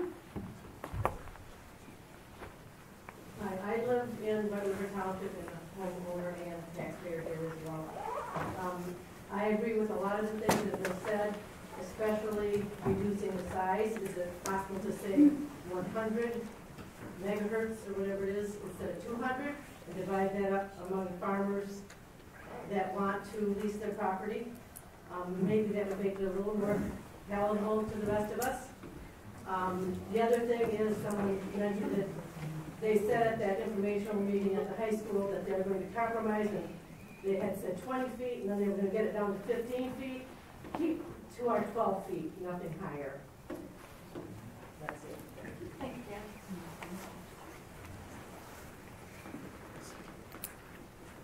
Okay, I'm sorry, I'm just writing. No, but Julie, I so appreciate you. So Janet, did you say that you thought that it would be best to have 100 acres maximum per property owner? No, I didn't. You know how they say they're doing She was talking 200 kilowatts or whatever it is, megawatts, megawatts. I think if it was limited to 100, it would be half of what they're proposing, and still way more than the other 40 ones that they have around. Perhaps that would still give the farmers something, as well as decrease our dependency on fuel oils and reusing solar power, and not be the whole landscape, nothing but solar panels. So in the ordinance, you would put in that no system could come in that would be greater than 100 kilowatts. Megawatts. Kilowatts is I'm just trying to give it a definitive watt hour to increase its size, because they have decreased the scope. So let's make it specific on how much to decrease it by. Okay, thanks.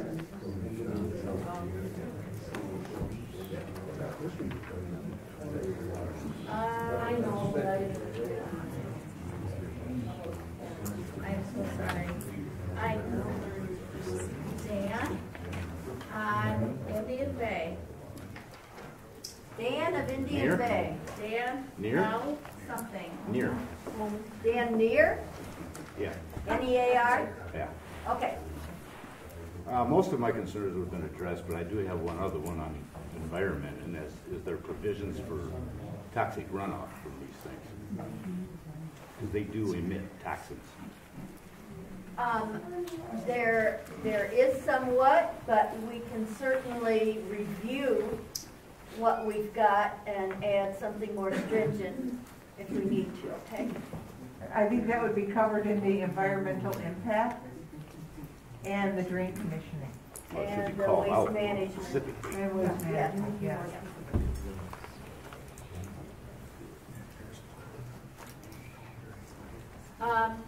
Pat and or Susan Collins. Pat Collins, 7886 Hancock Road. Melissa, raise your hand, please. I ditto everything she just said. Great job. I would take it a little further in a suggestion.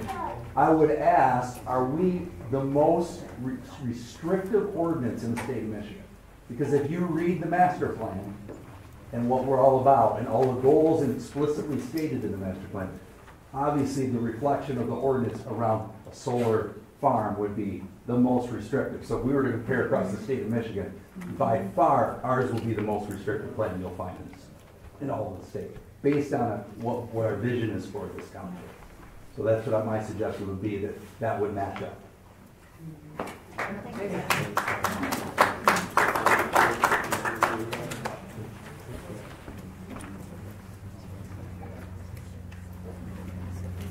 Is it Just Stein? It is. Yep. Just Stein, 8782 Shape Road. I live right on Pearson Drain, right across the street. Like I said, a lot of people said, but I'll forego that. I'm actually very concerned about installing a project of this size on Pearson Drain system. Nowhere in our actual ordinance does it say anything about solar arrays being installed by a county drain system. I do see in the amendment, it states that the applicant shall also comply with all applicable federal, state of Michigan, and county requirements, including any requirements by the Muskegon County Drain Commissioner. And, I heard what you said, Scoop.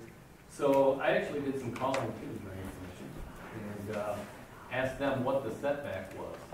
And the only answer I could get from anybody I asked, it was 50 feet, and they couldn't tell me if it was from the center of the creek or the drain or the edge to whatever you were putting in.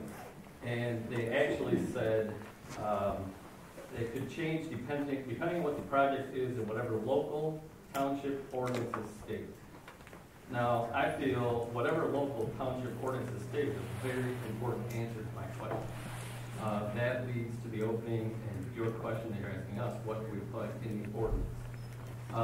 The project Melissa was talking about so eloquently in Virginia, they put in a 7,000-foot setback from the drain system. So at this point, I'd like the planning commission to take a look at some type of amendment to the ordinance to put in a very large setback. I lost property, my taxes went up due to problems with this drain system. After I watched all this ridiculous work go on in the drain system, I watched everything they put on the sides of it flow downstream every time it rains and every time there's a big snow. So you can't tell me that there's not going to be a lot of unforeseen problems with some kind of project like this. One more little interesting tidbit. As I was looking into this information, I did find a good chunk of the property on Eilers Road, east of Old Highway 99, is listed on FEMA's National Flood Hazard Layer Viewer as a high-risk flood zone A. High-risk flood zone A. That's something I think everybody should look at as we're making some amendments. Massive water flow going through there, people. I remember it in the late 80s when over by Colin's house was underwater. A couple of years ago, I remember pickles flowing through this thing. So I don't want to have to pay again. I don't want to lose more property. I'm sure other people don't either. Thank you. Thank you.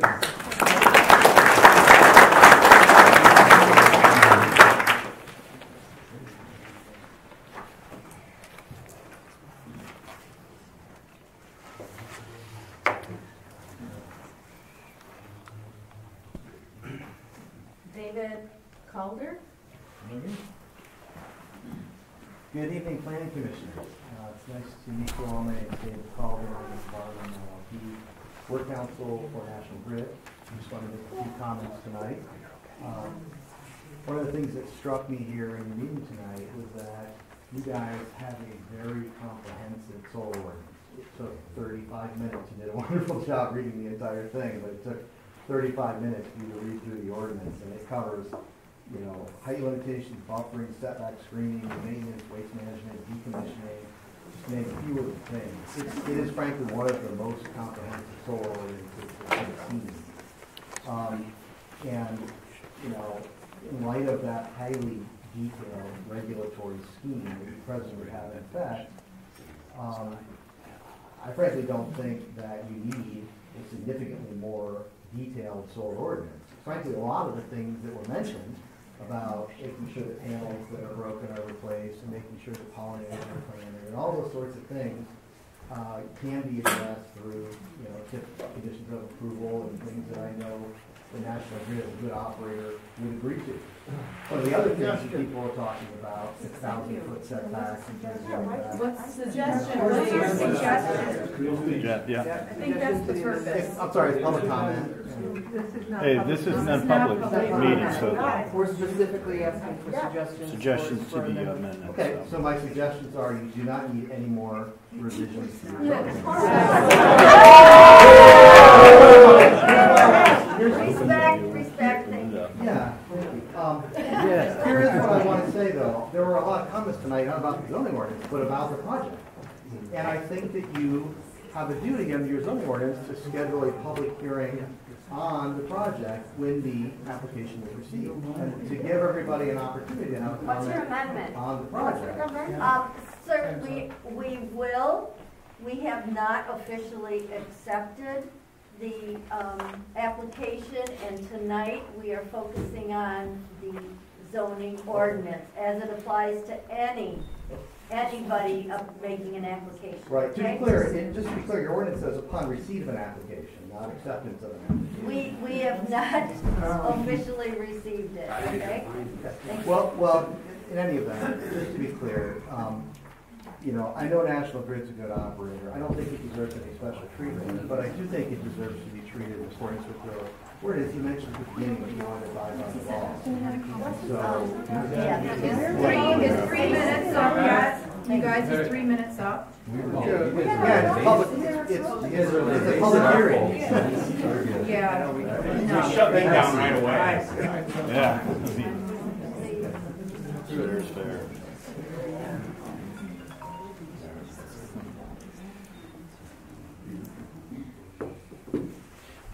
Are we done? No. No, we're not done. Okay, done. Okay, the next person on the list is it Dane Rupert? Dan Rupert? Yeah, there it is, yes, Dan Rupert, sorry. I also thought I was signing and not signing up, but I do have a comment or a suggestion. It hasn't been talked about managed growth. There's a lot of things of what if. We don't know what if. We don't know how things are going to drift. We don't know how the animals are going to. We have 1,000 bunnies inside these fences because no coyotes can get in there, or the natural. So yeah, I would say, like, could you use that, like, frame something that way that would allow 1 acre to be a trial? Oh. That we look at this for a season of 20 years, and then.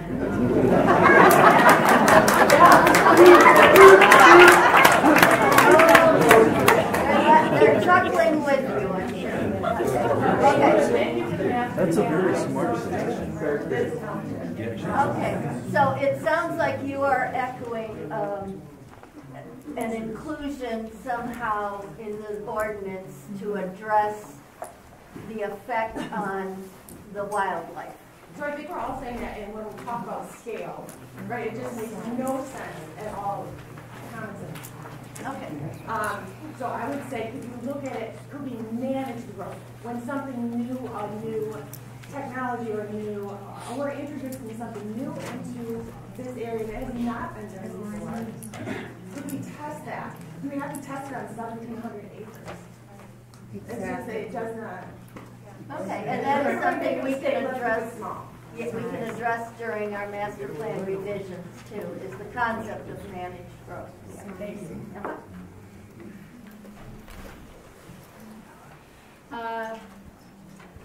Cameron Tilma?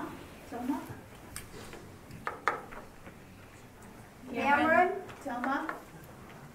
Some people laugh.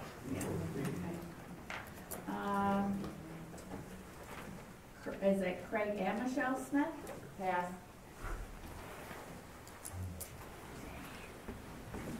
Ellie Boudreau? Ellie? Yeah, I actually thought it was a sign-up sheet, but I'll say something. Yeah, so I want to just agree with the scale, bringing the scale down. And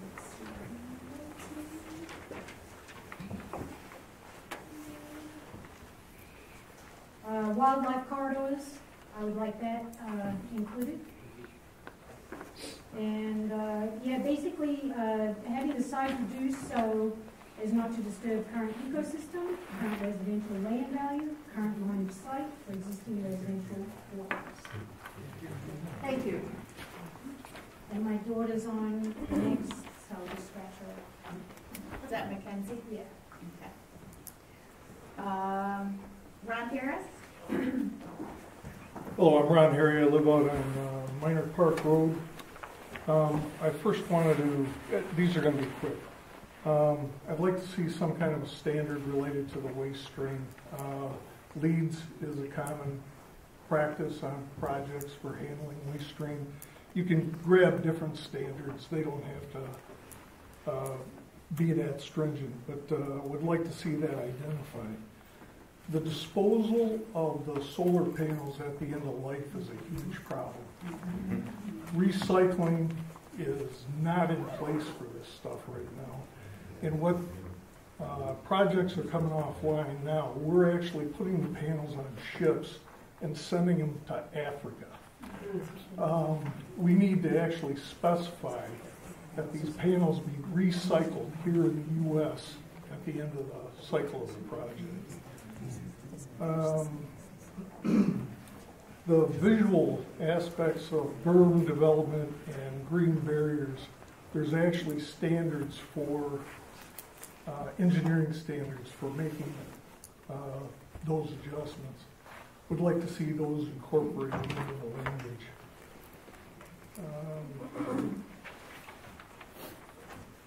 The reference to the ground-mounted installation describing the distribution, transmission, and interconnection, that's paragraph 7. It really needs to be cleaned up. There's some design mistakes that are in that language.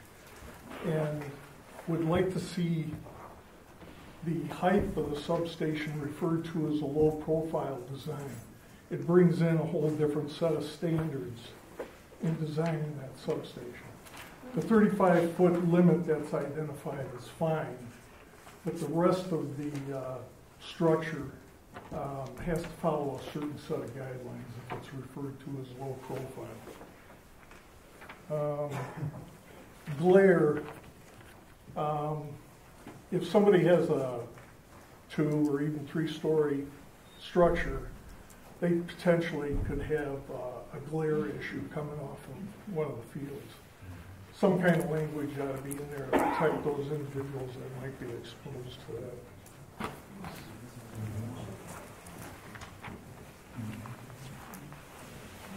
And I want to come back to taxes again.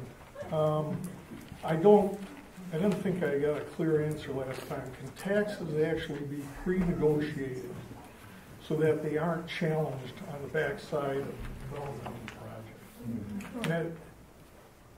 Go ahead. Oh, that's up to the county, so that we would have to consult with the county. I don't think we have any way to put that in a zoning ordinance. Okay. Thank you. You're welcome. Thank you. And thanks for your letter.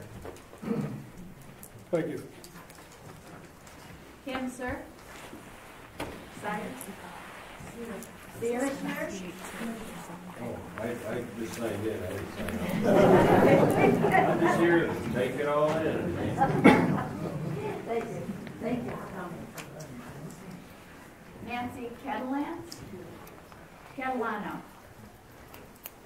She's not here.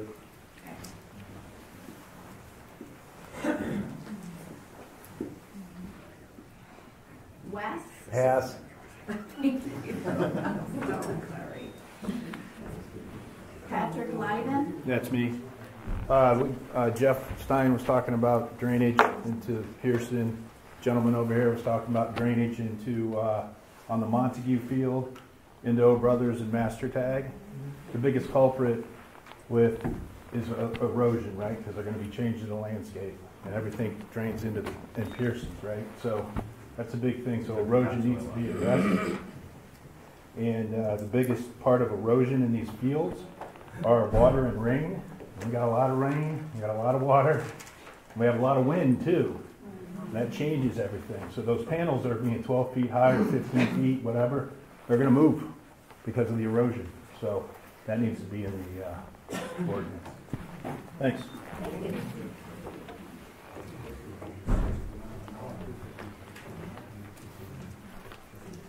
I'm sorry. All right, Phil Pesh?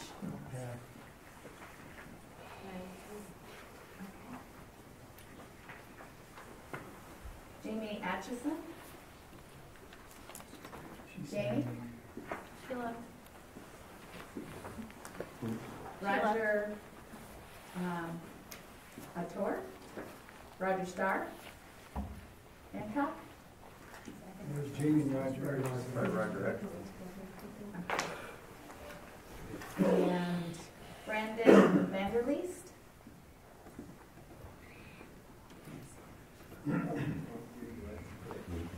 Sharon Johnson? I'll pass.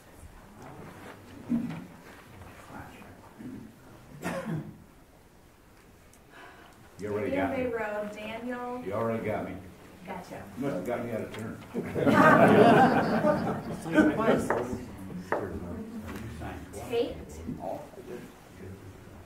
Tate Shire. Edith Bogart. Pardon? Edith Bogart. I wish to speak to the very brief amendment about the environmental impact. I think there's something in the ordinance there about the environmental impact. I think it should be enlarged upon. I think it's very important, and I also feel that the solar company should pay for an environmental study, an environmental impact study.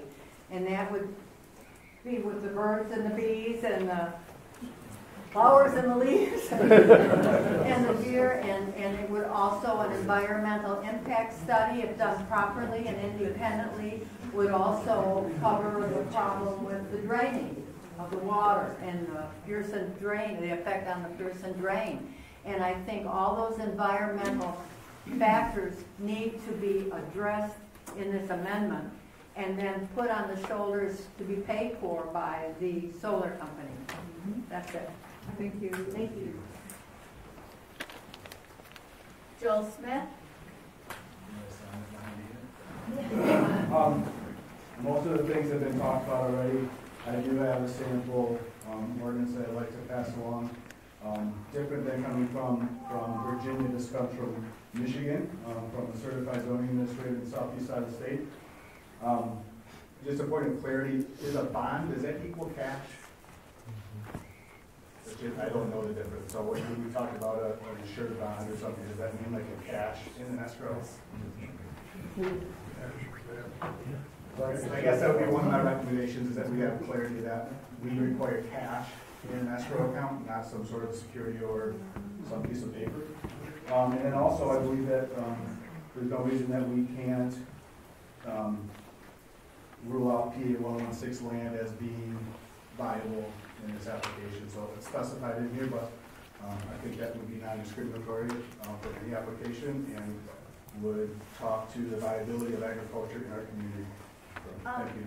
Yes? Can I ask a clarifying, when you, that's the Conservation Act, Land Conservation Act, I didn't understand your comment about what your suggestion was that we regarding exclude PA 116 land that's been signed up as PA 116, that we exclude that from being viable for solar. Okay. We'll look into the legality of that. Yeah, that's a tax ordinance. It has nothing to do with your zoning authority, and so I think it's important to be right. Okay. Thank you.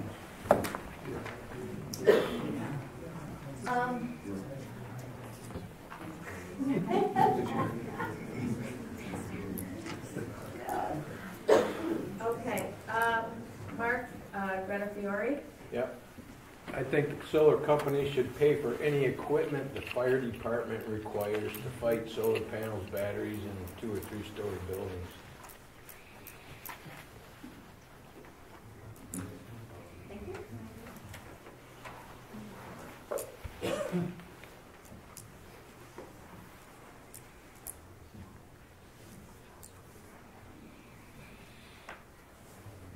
Frederick Watt.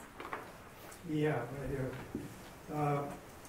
I live in White River Township in Lost Valley, and I would like to see some language in the amendment recognizing the need for renewable energy, and that this township makes some efforts to achieve more energy independence.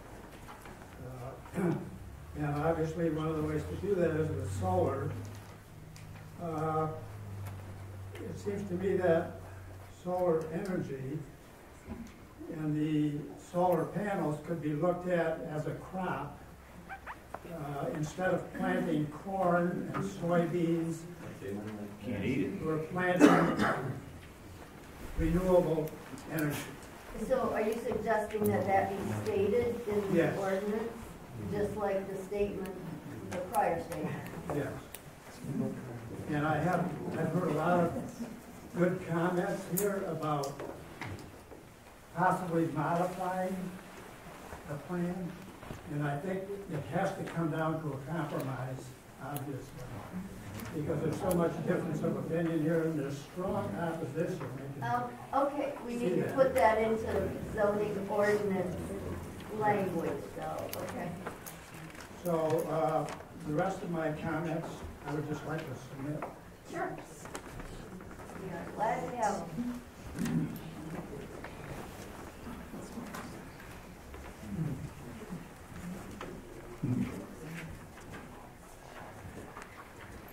Steve and or Jennifer Schroeder.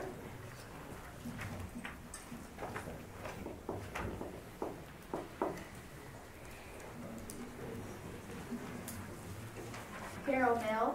Okay, I'm Carol Mills, and I will keep this very brief because I know we're late. I'm going to do things that have not been talked about. One is in the plan, you talked about how the township would estimate expenses and that you would require that be paid in advance. You should have a clause in there saying that if it exceeds those expenses, they will reimburse you and make you whole. Yes. That all costs will be covered by the township, not just out of the estimated budget. Yes. I also think that the impact reviews, whoever the scope and who they do them should be approved by the township. You should be looking at them to make sure that they're neutral, to make sure that they're competent, that they've done these before, so that whoever is doing those impacts is acceptable to both parties. Okay. And not just accept what the other party brings you. Yes.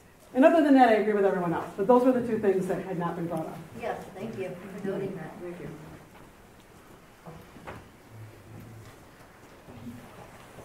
Okay, we have Amy Wilkinson. Hi, I like a lot of what I've heard here tonight. I feel that an amendment should include a consultant to be paid for by a solar company. And the consultant would address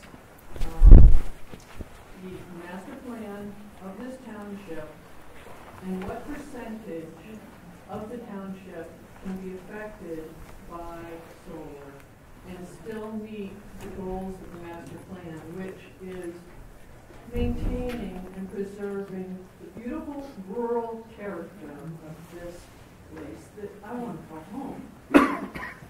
So that is my suggestion. As far as the drainage, last month the EPA fined over $1 million to solar companies in the United States, spanning 4 different states, for violations as it related to drainage. $1 million in fines. So tell me that we don't need to have our finger firmly on how the water is being treated, because that is a huge issue. And I don't feel that you can call it a comprehensive ordinance if it doesn't address percentage of acreage or percentage of the township, something to address the scale of this, and as it relates to property values. So I am proposing a consultant to be brought in for such a map. This is a really large project. This isn't a little 50 kilowatt or whatever. This is huge. So a consultant should be brought in to understand its impact on this beautiful community. Yep. Yep.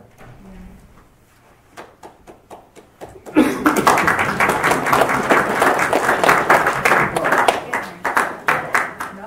Oh. Rochelle Englund. Pass. Charles Englund.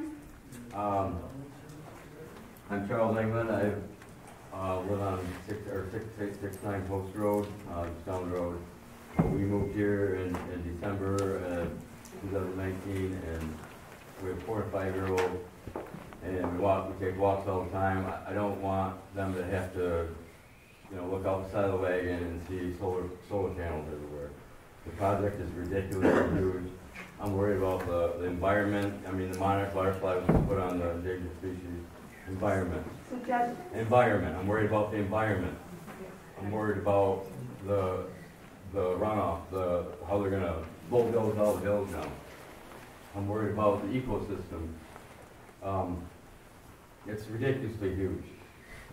That's, So you're addressing the issue of scale? yeah, that's Okay. what the, All right.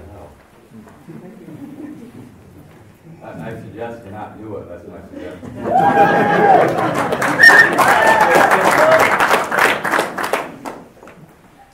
Okay, sorry, Butch, Lathrop? Butch? Oh, you last, okay. Kendra Perry?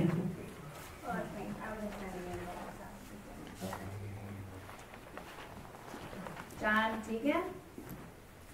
I believe he's gone. Patty O'Brien? Oh, she left. Okay, thank you. Ann McCauley? It sounds like we got everybody in attendance. My name is still on the Like list. just said, sign it. Well, there's more here. Patty Molesky or Maleshi?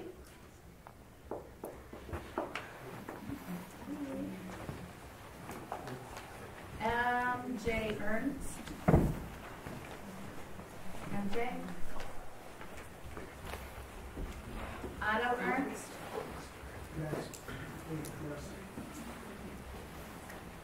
John Wilkinson? Sam Bender? I'd like to speak. Thank you. This was mentioned before, but I will read off some language to propose for a real property value protection plan. And this might spark some ideas for someone else who'd like to comment in the written comment. The applicant guarantees that there will be no loss in real property, and I'll put this in writing. The applicant guarantees that there will be no loss in real property value within 1,000 feet of the SEF, solar energy facility, due to the SEF. Any real property owners included in that area who believe that their property may have been devalued due to the SEF may elect to exercise the following option. An appraiser costs are paid by the applicant from the escrow account. Applicant and the property owner shall each select a licensed appraiser. Each appraiser shall provide a detailed written explanation of the reduction, if any, in the value of the real property, the diminution value caused by the proximity to the SEF. That shall be determined by calculating the difference between the current fair market value of the real property and what the FMV would have been at the time of exercising this option, assuming no SEF was proposed or constructed. And that it talks about if there's a difference between the two of them, if you bring in a third independent appraiser. In either case, the property owner may elect to receive payment from the applicant of the average value of the diminution. Applicant is required to make the payment within 60 days of receiving said written election from the property owner. If the property owner wants to exercise this option, they must do so within 10 years of the SEF receiving formal approval from the township. The property owner may exercise the option only once.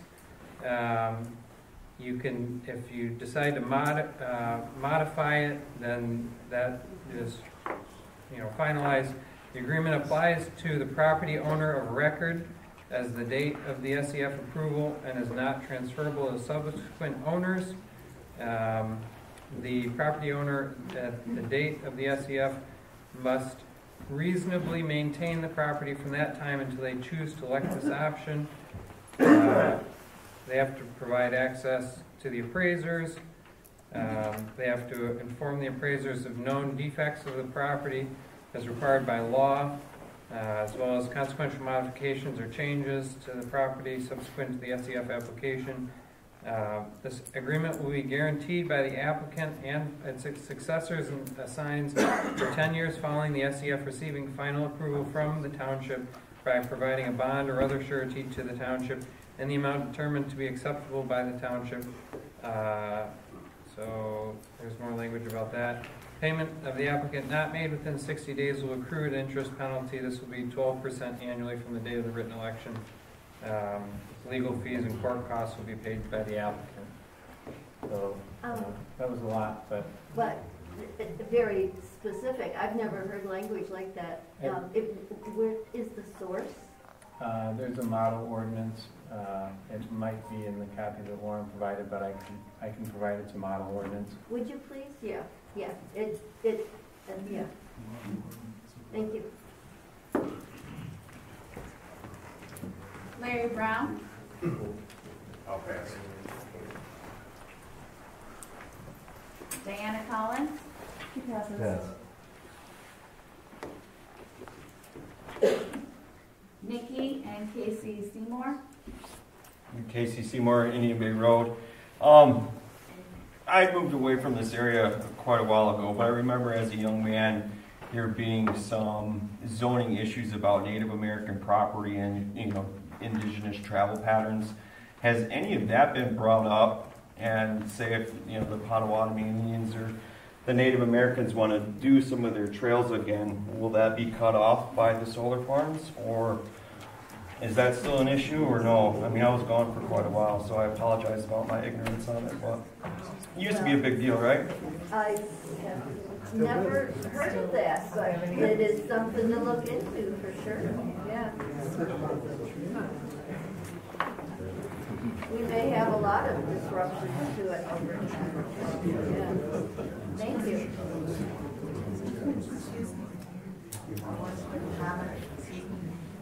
It is on page 12 of the document that I gave you. Oh, great. It's in the document. Thank you. Chad and Kaylee Bono.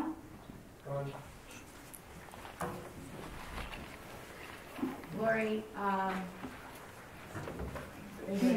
Sheehan, yeah. Lori Sheehan. Well, I thought I was signing in too. Okay. But as long as I'm here. So my issues again are with the size and the scale. I think all of us recognize the need for alternative energy. I believe that I can't build 100% of my lot. Is that correct? Where I live? I can't build 100%. 20%. You limit me to a certain amount that I can build on that property. You're in residential. In residential, and I understand that. So is there a way to maybe look at what percentage of land either owned by the property owner or the percentage of land the township is willing to devote to solar? That seems reasonable. Thank God I don't have to make that decision. Second thing, I hate reinventing wheels. It seems like a lot of communities have gone through this. They have ordinances that we may want to look at and adopt depending on where we feel we want to go with this. And third thing, can we stop calling this a farm? Thank you. Yes. It is a power plant. It is, well, what it is a solar energy facility or complex. He just said it, which is great. I've worked in marketing for 40 years. I know exactly the power of language, and when we think words like farm, it's a farm. It is not a farm. So I would encourage all of you in your day-to-day language, think about how you are referring to this as. Lori, if you find that we have in our ordinance the word farm, please let me know. I do. Thank you. Shirley Berry. Thank you. So my concern, obviously, with the majority of people here is the size for number one. And for number two, when they have proposed, well, let me backtrack just a minute. So, let me just interrupt you. We are talking about our ordinance, not about any company. So am I. Okay. So what I heard when I was at the presentation by them was that they We're not talking about them. Would you please let me speak? Why didn't you interrupt the guy there with the notepad? So they were talking about taking down all of our trees in the wood rows to build this facility as well. My concern is if we do not specify what we're going to allow in all of the berms and stuff, we need hardwoods replacing all of that they're proposed to take down. We don't want pine trees that are going to fall over in the wind. We want good hardwoods. We don't want little tiny trees that in 10 years might start to cover stuff. We need specifications in their size. And if you have some specifications to give us, it takes about 10 years. It takes about 10 years for a hardwood to get to a decent size. Can you put your thoughts in writing for us? Thank you.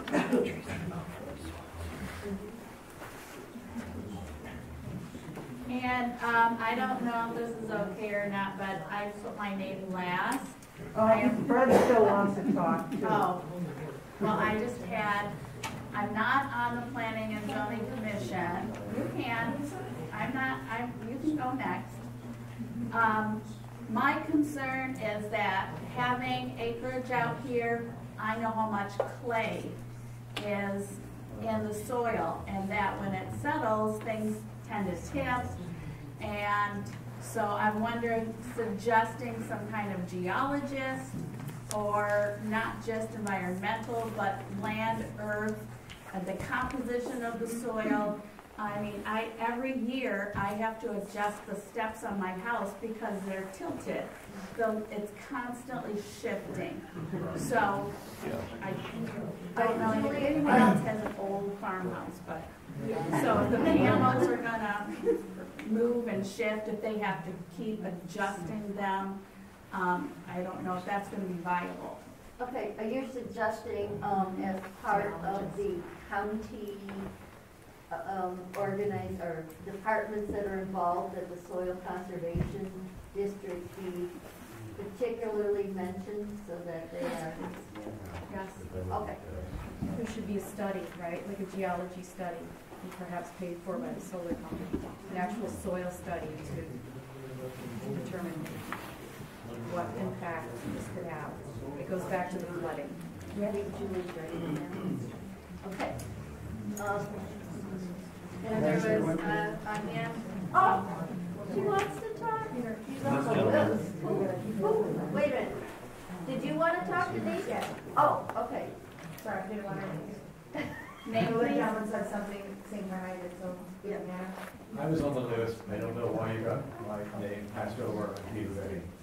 I signed in to speak, and I'm happy to speak now. But I may have mispronounced your name, and no. okay, well, I didn't hear anything. I'm like sorry.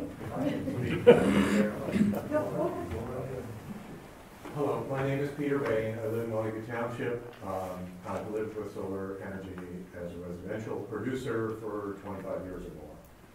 We have the second installed system in the area, according to Ed Pulaski. He was the electrical inspector for the White Lake Building Authority. I've heard a lot of really good suggestions from people here who are quite concerned about what might happen. I think you could address some of the biggest issues by setting a total acreage limit for solar installations in the township. If you need a consultant, get a consultant. But that's a far better approach than talking about installed electrical capacity. Technologies will change. People could put more generation in a smaller area over time as panels get more. But you care about the impact on land. So you want to say this many acres and no more in White River Township. You're not going to expand the township, so you can make that decision. Probably it should be less than 10% or not much more than 10%. But your number, you choose it.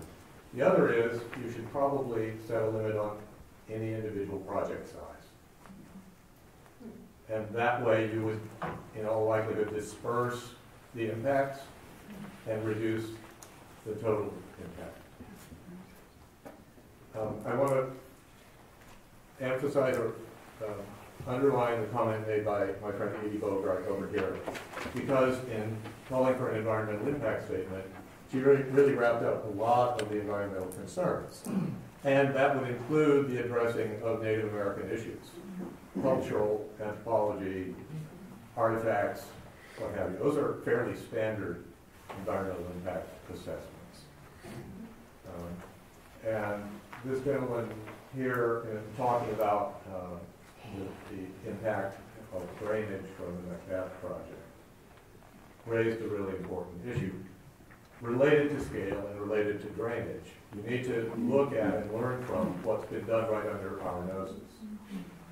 That's 160 acres. It's big enough to get some assessment of what a big project might be. Would it be tolerable if it's a little bigger, should it be smaller? It hasn't been screening. You can try to evaluate it in all those ways. Use that example. Somebody put a lot of money in there and offered you a picture of what could happen, and now there are lessons unanticipated, like letting it master tag or the restaurant, that you need to also learn from. So I would say those are prime. Sure. Yeah, fine. Thank you. Thank you very much for doing that.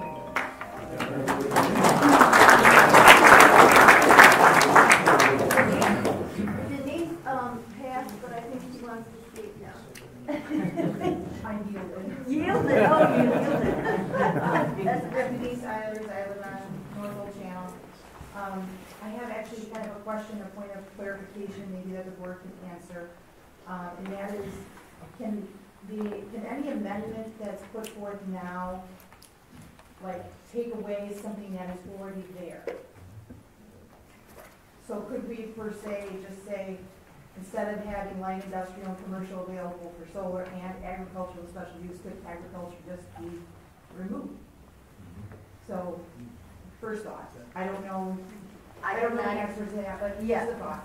Okay. The other thing that I wonder about is that, and I don't know if the ordinance can address this or not, how far reaching or what they are able to do or ask, but could there be a requirement that whatever company might come in to, propose a solar plant or however you want to frame it, that they need to be, at the very least, a U.S. corporation, and maybe even better, a Michigan corporation. Because I asked this last week, the current proposal is through what they said, their words, an unregulated arm of a company out of the UK.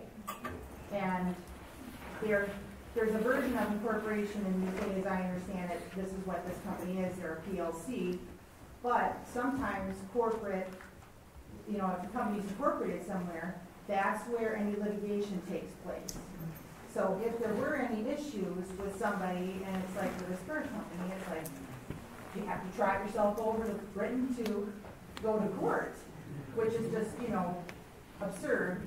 And it would probably be difficult for people to deal with somebody that was like, oh, it's a California company, and guess what? You have to go to court in California. But at the very least, you're not going across the pond. So I just don't know if that's something that could be put into the ordinance, specifics about who actually can come and do business here.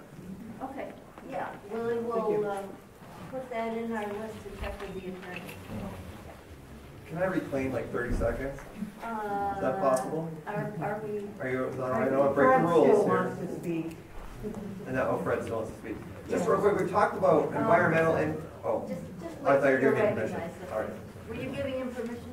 Well, I was just saying that Fred. I'm sorry, I forgot about Fred. I can go after Fred. It's hard to have. I go after Fred. Yeah.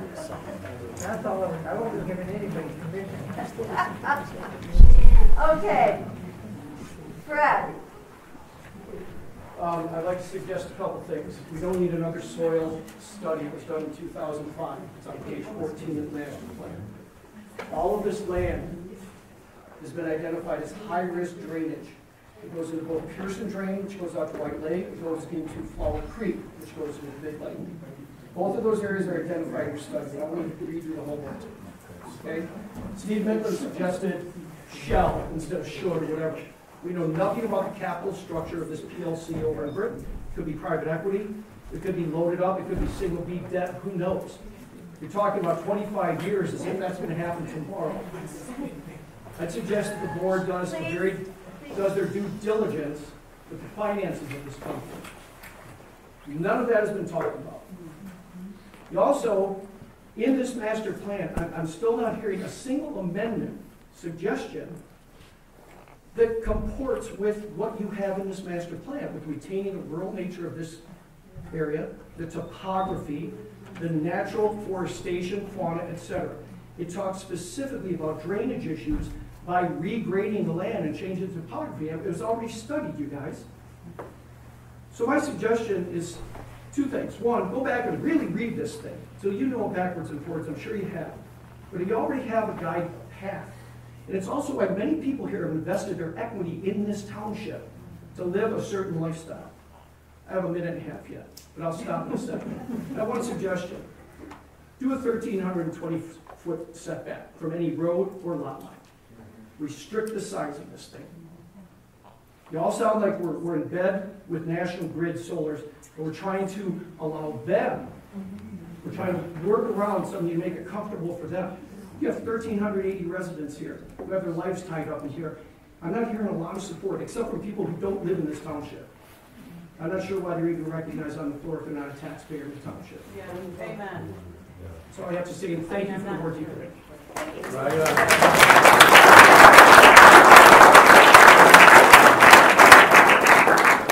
Hey. Oh, I got it. You can. So, it's State been- your name, please. Jason Rice. Thank you. Just to be clear, we've talked a lot about environmental impacts and health and safety impacts. I think those are paramount. But one of the things, and I think we're getting to it in a couple of examples, is anybody done an economic impact study? Regardless of home values and real property values, but tourism, the scale of this operation, the desirability of this community, the other impacts that might involve economics and all those things that are important to us. I don't see any of that, and I looked for data. I couldn't find any data on these sort of scale projects that show the economic impact, really dealing with real property values, but even beyond that. So I think that the township should keep that as one of those studies that needs to be considered before granting something of this size and this magnitude. Because I think it could have implications that maybe you're not even thinking about economically that might be a lot longer than 20 or 25 years. That's in the model ordinance too. Yeah. That's great. And actually, one thing, I think it should Sir, be what, you got, is it Bruce? Yeah. State your name, please. Bruce Wackernagle on Old 99. I think we should set it to 100 acres, no more, and that the lot line be at least 660.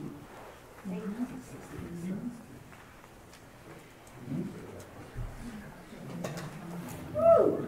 Okay. I'm going to entertain a motion to close the public hearing. I'll support. Okay. It's been moved and seconded to close the public hearing. At 8:26, I'm sorry, all in favor? Aye. Public hearing is closed at 8:26 p.m. Thank you all for coming out. Thank you for putting up with the crowd, because now we don't have to go out again.